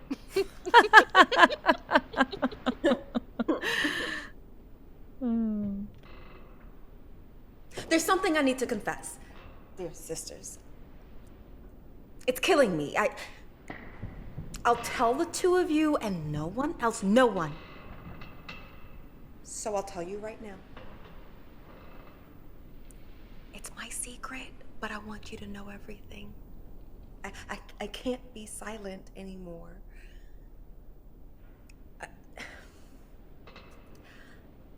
I love, I'm in love. I love this man who you just saw here. I'm trying to say, in short, I love VERSHININ. Stop. No. La la la. I can't hear you. What am I supposed to do?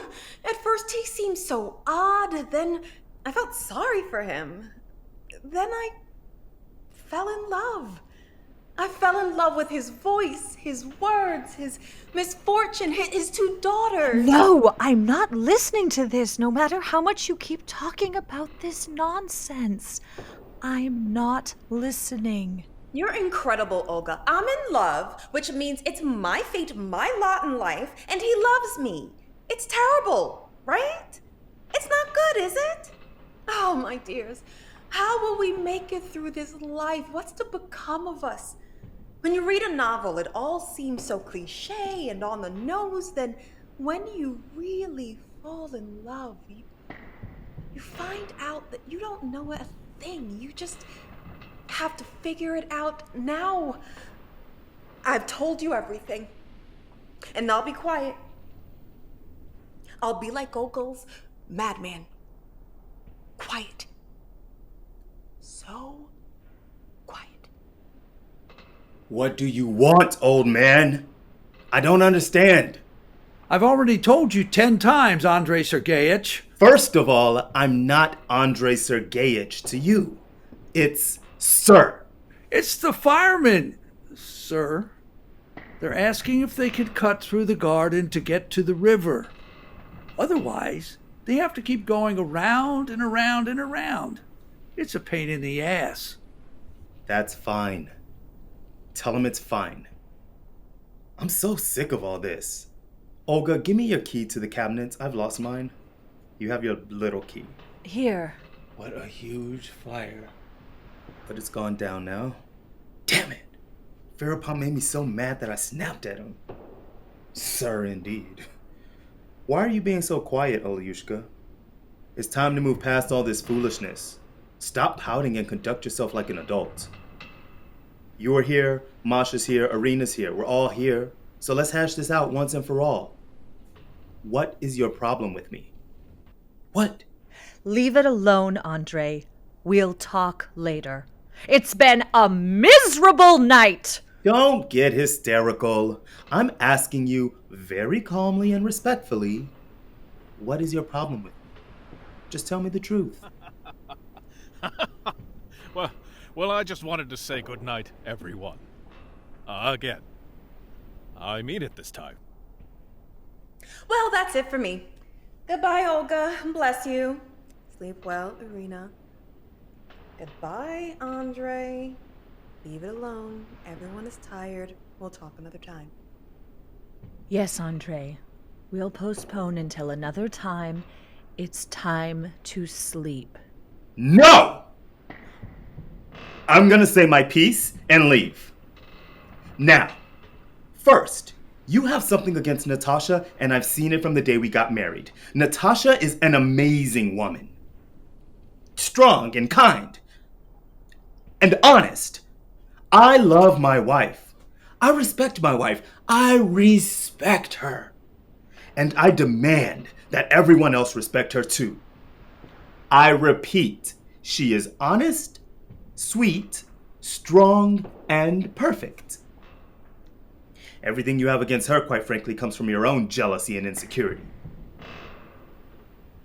Next, you seem to be put off that I'm not a professor devoted to scholarly pursuits. But I serve on the county council, and I think my work there is as sacred and important as any I do at the university. I'm a member of the county council, and I'm proud of it, if you must know.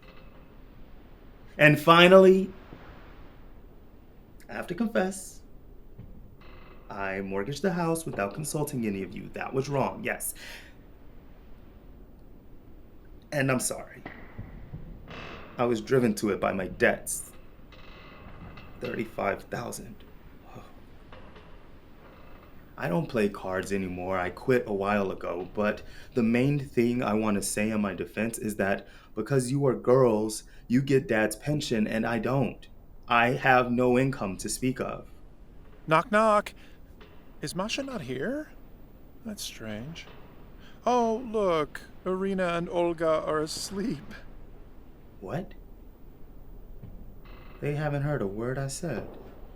Ah, well, that's bad luck. Listen, have you seen Masha? I can't find her. It's very strange. If you see her, send her along. Goodbye, Andrushka. Natasha is a good, honest woman. When I got married, I thought we'd be happy. All of us. But, my God. My dear sisters, don't listen to me. Don't believe a word I say. Olga! Who the hell is that?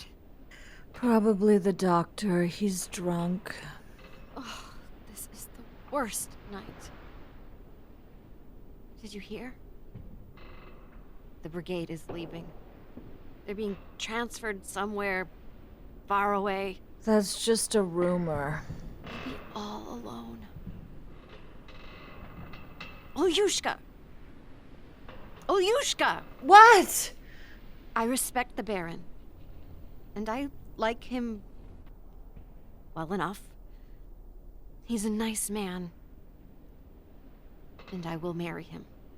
But only if we all go to Moscow. Please, let's just go. There's nowhere better in the world than Moscow. Let's do it, Olga. Let's just go.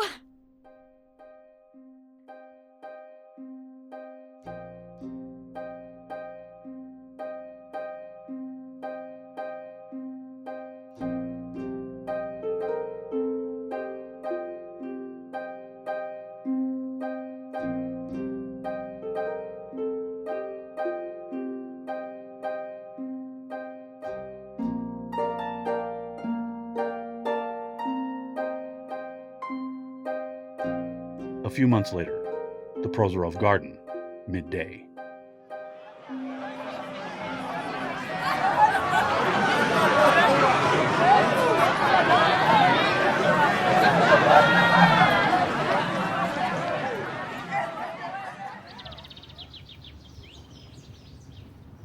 Well, Lieutenant FEDOTIK, you're a good man.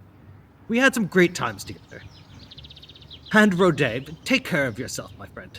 Au revoir. No, not au revoir. It's really goodbye. We'll never see each other again. Who's to say? Oh, look at me. Now I'm tearing up. We'll meet again someday. In 10 or 15 years, then we'll barely recognize each other and greet with a cold, hello, how are you doing? Here, let me take one more for the road. Baron, I won't see you again. Irina, I kiss your hand. Thank you for everything. Really. Slow down. What's your hurry? We will see each other, God willing. Write us. You'll promise to write us. I'm going to miss this garden. Goodbye, trees. Goodbye, river. Good luck, gents. Go off to Poland and get yourselves some wives. Your Polish wives will give you a big hug and call you kochani. Less than an hour to go. From our entire brigade, Solyony is the only one traveling by boat. The rest of us are on the march. 3 divisions leave today, the other 3 leave tomorrow. Then the town will be left with peace and quiet. And goddamn boredom. Where is Maria Sergeyevna? Masha's out by the flower beds. Say goodbye to her for us. I should go, or I'll start to cry. We were happy here. Oh, Fyodor, this is for you. It's a notebook and a nice pen. We should get going. Goodbye. Farewell. They're gone. And they didn't say goodbye to me. What'd you do?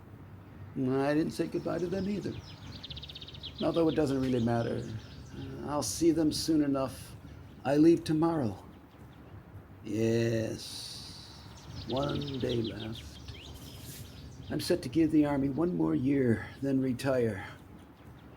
I'll come back here to you and radically change my life. I'll be so quiet and friendly. Respectable even. You should change your life somehow. It would be good for you. Yes, I think so too. We'll never reform our Ivan Romanich. He's incorrigible. You should take me under your wing. Then I'd be better. Fyodor, you shaved off your mustache. I can't even look at you. So what? I could tell you what you look like, but I'm trying to be nice today. It's the style now. It's modus vivendi. Our headmaster is clean-shaven, and when I was promoted to be his number 2, I shaved as well. Nobody likes it, but I don't care. I'm happy. Mustache or not, I'm happy. Doctor, I'm really worried. You were downtown yesterday and saw everything. Tell me what happened. Nothing happened. Nothing. A bunch of meaningless crap. It doesn't matter. I heard that yesterday Solyony and the Baron bumped into each other on the street. Stop! What right do you have to talk about my business? I'm going inside. No, don't go. Oh, well. Anyway, they say Solyony was being incredibly obnoxious, and the Baron snapped and said something really nasty to him. I don't know. It's all crap. The rumor is Solyony has fallen in love with you, Irina, and therefore he hates the Baron. It's totally understandable. You're a very attractive girl. You actually look a lot like my MASHA, with a very similar personality, too. You're much sweeter, though. Not to say that MASHA isn't sweet. I love her very much. For some reason, I'm feeling great anxiety today. I have all of my things packed and ready, and I'll send them this afternoon. The Baron and I will be married tomorrow. The next day, we move into the new house. Then, the day after that, I start my new job at the high school. A new life begins. God will help me somehow. When I took the teacher's exam, I cried because of the weight of it all. Soon, the movers will be here for my things. Life moves quickly, but today, it doesn't seem that serious.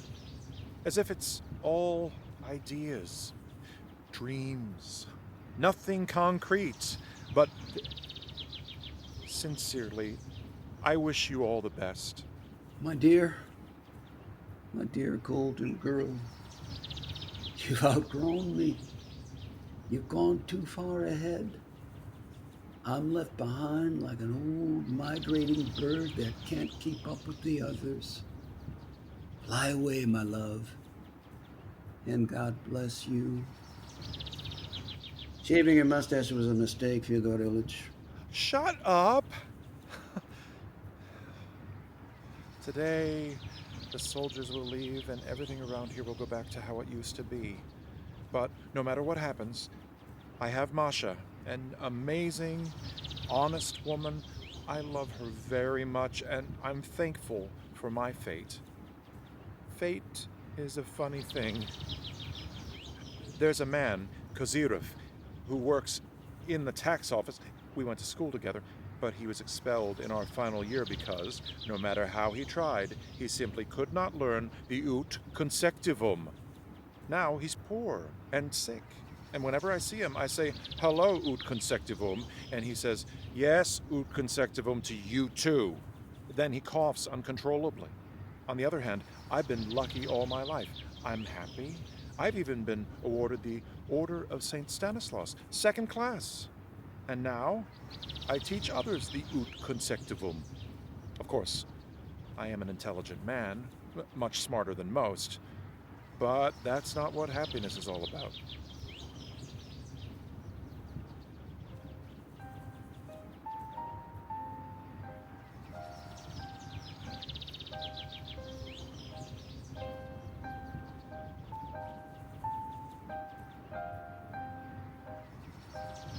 Starting tomorrow, I never have to hear that song again. And better, I never have to see Protopopov again. He came to visit today. He's sitting in the living room, just waiting. Is Olga even here yet? No, we've sent for her. I wish I could explain how hard it's been living here alone without her since she moved to the government housing. Since she became the headmistress, she's busy all day, and I'm here alone, bored, with nothing to do in that god-awful room Natasha forced me into. So, I made a decision. If Moscow isn't my destiny, then this is what I am. It's fate. There's nothing I can do. It's God's will, and that's true. Nikolai Lvovich made me an offer, and, well, I thought about it. He's a good man. It's remarkable how good he is. Then it was as if my soul grew wings and I was happy. Everything felt easier. I felt the desire to work again, really work. But something changed yesterday. Some dark dread is hanging over me. Horseshit. That's horseshit. Olga's coming. Madame Headmistress has arrived. Let's go in. Coming, Doctor? In a bit. Suit yourself.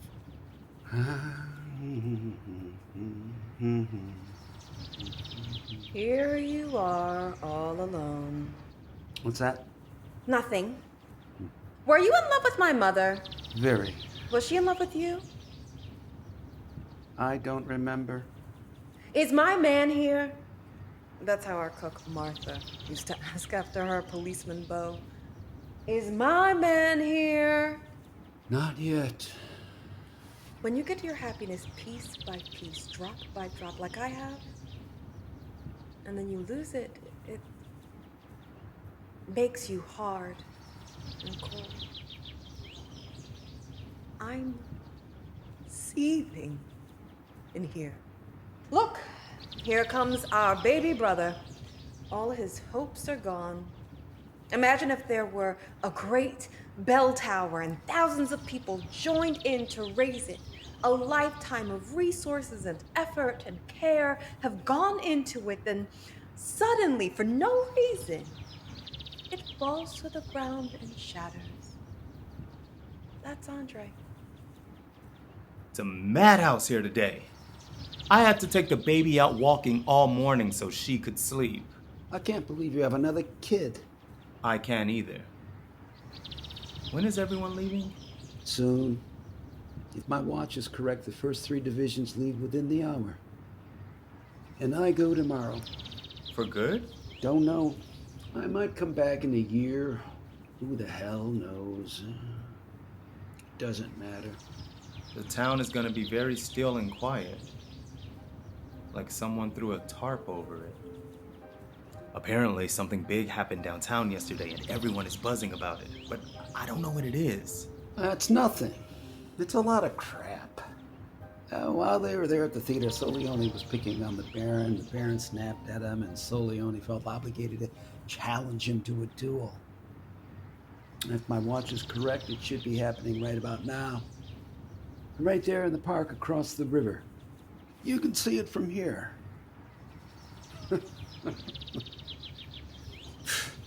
Solyony thinks he's Lermontov. He's even started writing poetry. It's all fun and games until now. This is his 3rd duel. Whose? Solyony's. What about the Baron? Oh, what about the Baron? I'm very confused right now. Anyway, I think we should stop them. The Baron could get hurt or killed. Now, the Baron is a good man, but one less Baron in the world will notice. Look, down there by the river. It's Skortsov.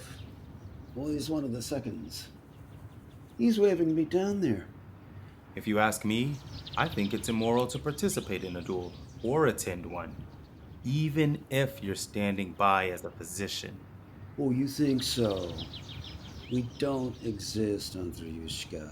We're not here. There's nothing in this world. We only think there is. So what the hell effect does it have on anything? You talk all damn day. You live in a climate where snow may fall any moment, and you just sit there talking? Ugh. I can't go into the house. I won't. When VERSHININ arrives, send for me. I'm going for a walk. The birds are already flying south for the season. Swans, I think. Geese, too. They look so happy. The house is going to be empty. The soldiers will be gone, you'll be gone, Irina's getting married, and I'll be here alone. And what about your wife? A wife is a wife. She's honest and decent. Nice enough, I guess. But despite all that, there's something in her that sometimes turns her into a petty, low, kind of raving animal. Anyway, she can be inhuman. I'm telling you this as a friend, the only person I can open up to. I love Natasha, I do, but sometimes she seems so disgusting to me, and I get very confused. I don't understand why I love her so much, or at least why I used to. I'm leaving tomorrow, brother, and maybe I'll never see you again. So here's my advice. Pack a bag, put on your hat, and leave. Just go.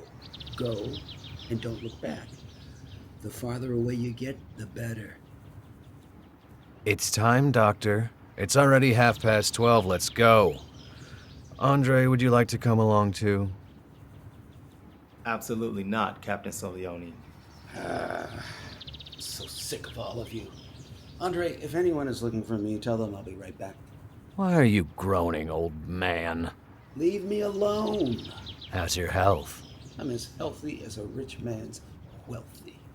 You're worried for nothing. I'm just going to have a little fun today. I'll only wing him like a game bird. Now, where's my scent bottle? I've already emptied an entire bottle today, and my hands still stink. They smell like death. Let's just go and be done with this. Mr. Andrei, sign these papers. Leave me alone, FERAPONT. That's what papers are for. To be signed. Wait, Mr. Andrei. I'll come with you. Where's everyone gone, Nikolai? I don't know, Irina. They must be in the house.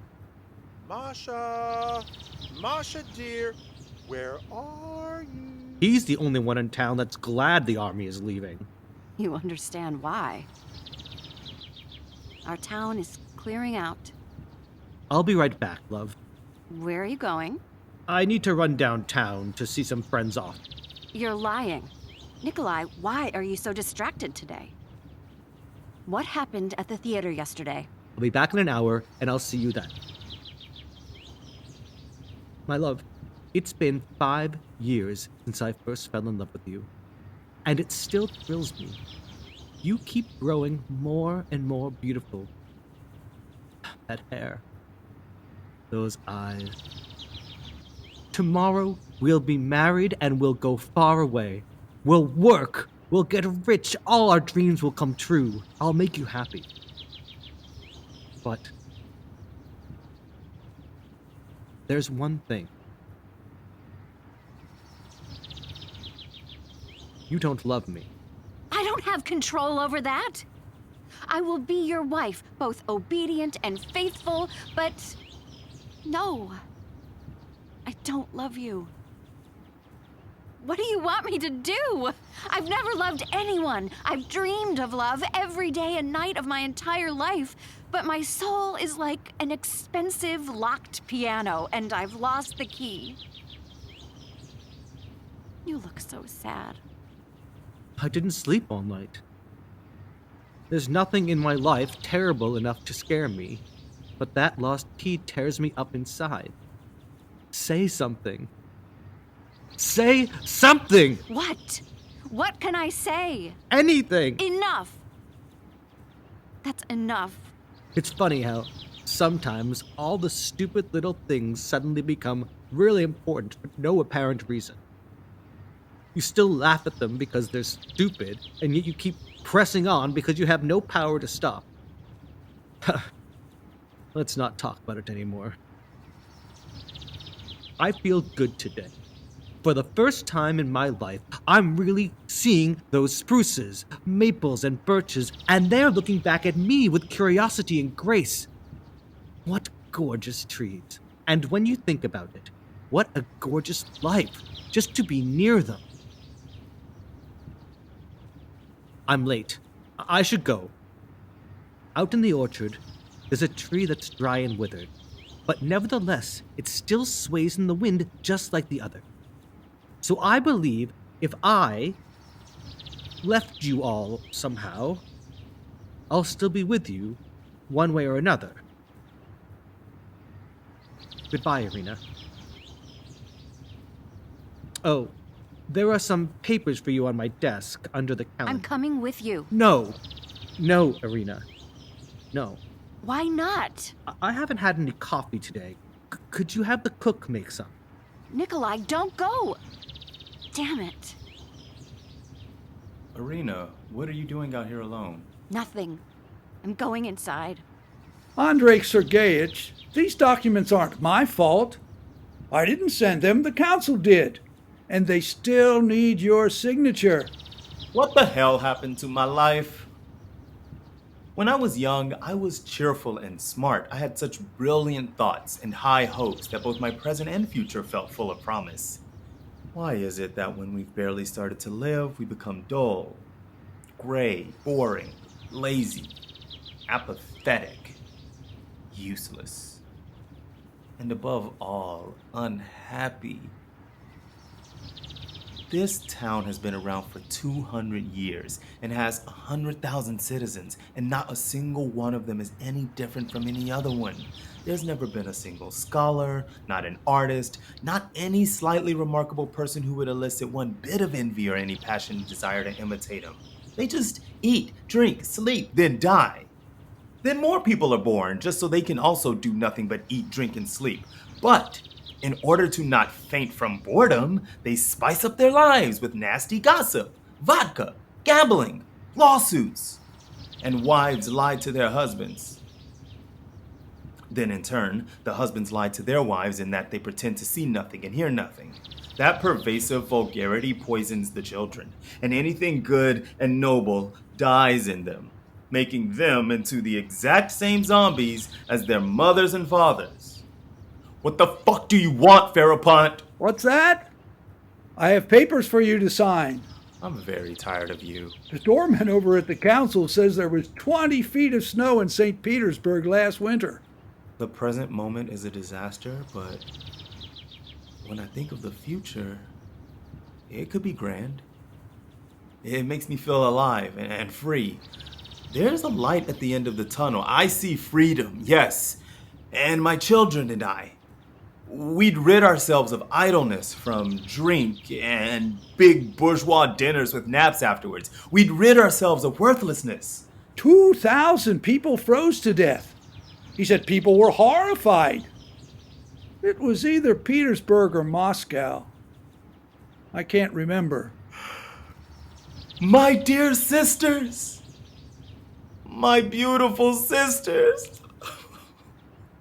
MASHA! My sister. Who's shouting out here? Was that you, Andreyushka? I'm trying to get the children to nap. Il ne faut pas faire de bruit. La Sophie est demain déjà. Vous avez un ours. If you want to stand around talking, then the baby has to go for a walk with someone else. FERAPONT, take Sophie from me. I have to carry Bobik. Yes, ma'am. I wasn't being that loud. Bobby, Bobik. Clever Bobik. Naughty Bobik. FERAPONT, let me sign whatever you need and send you on your way. Let's go inside. Bring the baby. Bobby, Bobik. Who am I, Bobby? Mama? Ah, and look who's coming, Bobby. Who's that? It's Auntie Olga. Say hello, Auntie Olga. Who's with her? Who is that? It's the Colonel. And also a useless old woman that nobody likes.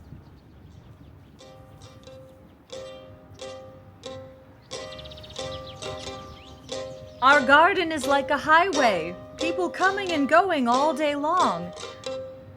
Nanny dear, give these musicians a little something, yes? Here you go, dears. God bless you. Ah, those poor folks. You don't have to play when your belly's full.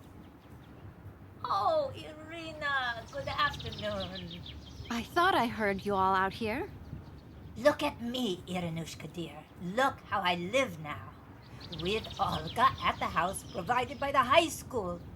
The good Lord gave me that for my old age. I've never lived this well in all my days, sinner that I am. The house is so big, all paid for out of the government's pockets, and I have my own room with a comfy bed all to myself, all on the government's tab. I wake up at night and, oh Lord, oh Mother of God, no one is happier than me. I'm leaving soon, everyone. I have to go. I wish you all all the very best. Where is Maria Sergeyevna? She's somewhere around here. I'll find her. Please do. I don't have much time. I look too. Masha! Masha! Yoo-hoo! Well, all good things must come to an end, and here we say goodbye. The town gave us a farewell luncheon. We drank champagne, the mayor spoke. I ate and listened politely, but in spirit, I was here with you. I've gotten very used to you. Will we ever see you again? Probably not. My wife and girls are staying here for another 2 months, so please, if anything happens or they need anything... Of course. Absolutely. Don't worry at all. Tomorrow there won't be one soldier left in town. It will all be recorded history, and of course, a new life starts for all of us. Nothing goes quite like we want it to. I didn't want to be headmistress, but even so, here I am. Which, of course, also means no Moscow. Well, thank you for everything. Please forgive me for all the times I wasn't the best. I've talked a lot, an awful lot, and for that, I'm sorry. Don't hold it against me. I don't know what's keeping Masha. What else is there to say at goodbye? How about some philosophy? life is hard, and to most of us, it looks pretty dreary and hopeless. However, we have to admit that it's becoming easier, and the point of it all is becoming clearer. And apparently, in the all too near future, it will be completely clear. I have to go. I really have to go. Up until now, mankind has been preoccupied with wars, stalking its history with campaigns, assaults, victories, losses. Now all of that is obsolete, and we're left with this massive empty space, and nothing with which to fill it. But we're looking, and I think we'll find it. I just wish we could do it faster. If only we could add work to education and education to work. I have to go, so I guess this is it. It's MASHA. Alexander! I came to say goodbye. Goodbye.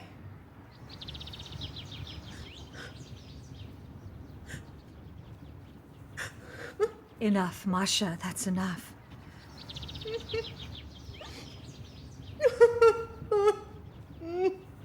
Do right to me. Don't forget. Masha, we have to let go. It's time. Olga Sergeyevna, please take care of her. It's time. I have to go.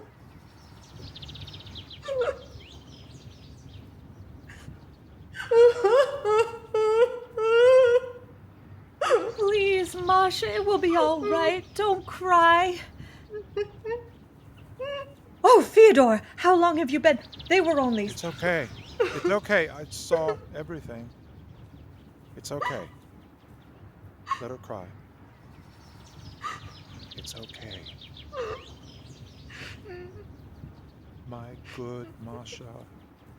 My dear Masha. You are my wife, and I am happy, regardless of what happened here.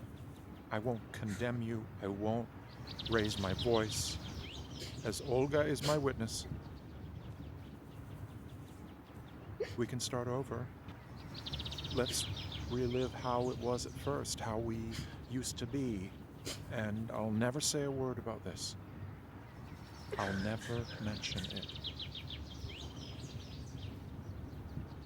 There stands a green oak by the sea,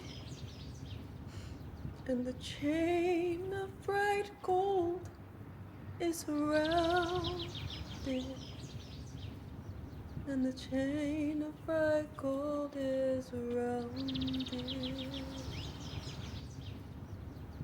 I'm losing my mind. There stands a green oak by the sea. Calm down, MASHA. Calm down. Here, drink some water. I'm not crying anymore. She's not crying anymore. She's fine.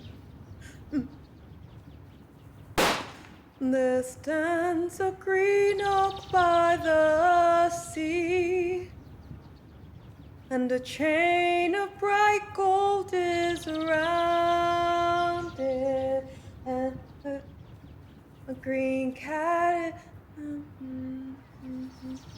a green oak. I'm so confused.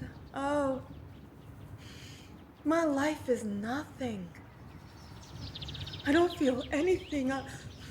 I'll calm down soon. But then, a green oak by the sea. Why is that in my head? I'm so confused. It's okay, MASHA. Calm down. There's a clever girl. Let's go in the house. No, I'm not going in there. I'm not going in that house anymore. Then, let's all sit here together in silence. After all,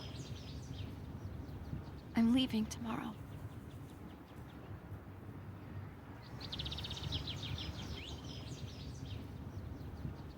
Yesterday, at school, I took away a fake mustache and beard from a wise-ass sophomore. Then later, I tried it on and looked in the mirror. I looked a bit like the German teacher.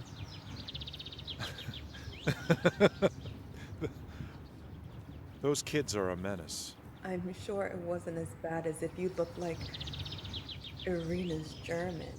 Oh no! Shut up, Masha! I looked a lot like him, actually.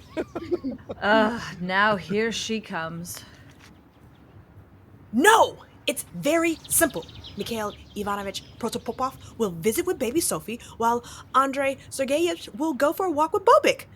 I swear, these servants! I have such a hard time managing the children. Irina, I'm so sad you're leaving tomorrow. Stay another week. I've gotten so accustomed to being with you. Do you think it's easy to let you go? I'm moving Andrei and his violin to your old room. Let him fiddle to his heart's content in there. Then Sophie will take his room, and that's that. Such a spectacular girl, truly gifted. Today, she looked up at me with those big eyes and said, "Mama!" She is a beauty, it's true. In short, tomorrow I'll finally have the house all to myself. First, I'll have the workers cut down that row of spruce trees. Then, the maples over there. In the evenings, they're so eerie and ugly. Irina, sweetie, that belt doesn't suit you at all. It's very tacky. You should wear something prettier. Next, I'm having flowers everywhere. They will give the house such a perfume. Why is there a fork lying on the bench out here? Don't you dare talk back to me! Look away! Temper, temper. They're leaving. Our boys are leaving. And that's the end. Bon voyage. I'd like to go home now. Wear my hat and coat. I took them into the house. I'll get them. Yes, we should go home. It's time. Olga Sergeyevna. What? What? Nothing. I don't know how to say it. I'll tell you privately. That can't be. Yes. It's a hell of a thing. I'm tired. Quite exhausted. I can't talk about this anymore. What does it matter anyway? What happened?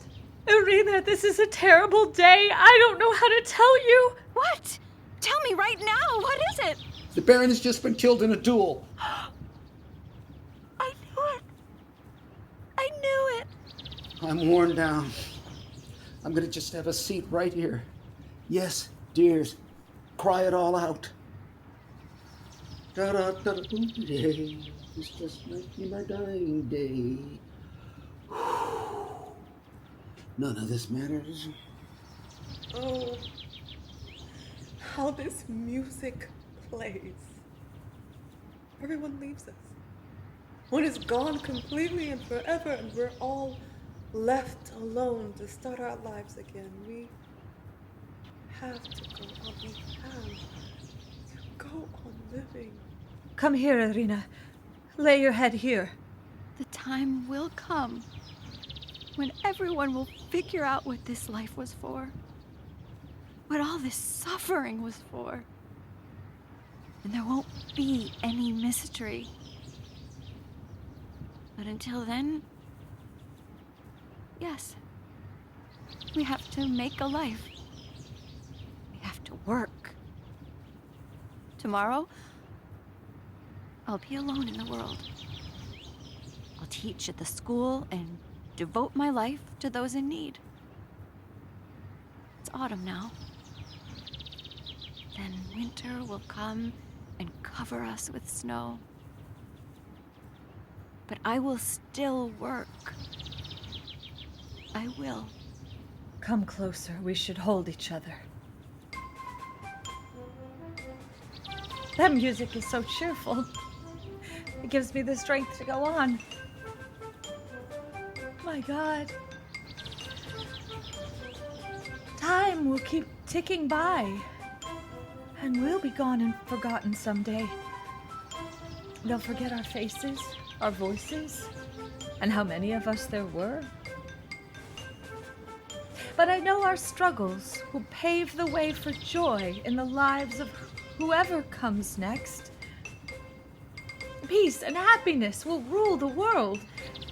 And hopefully, all of us who are here now, well, we will be remembered with love and blessings. No, my loving sisters, our lives are not over. Let's live. Listen to that music. It plays so beautifully, so hopefully, that I think if we keep listening a little more, we'll figure out why we live, why we suffer, why we're here. If we knew, if we only knew. Ta-da-da-da-boo-yay. This just might be my dying day. Whatever. None of this matters. If we knew. If only we knew.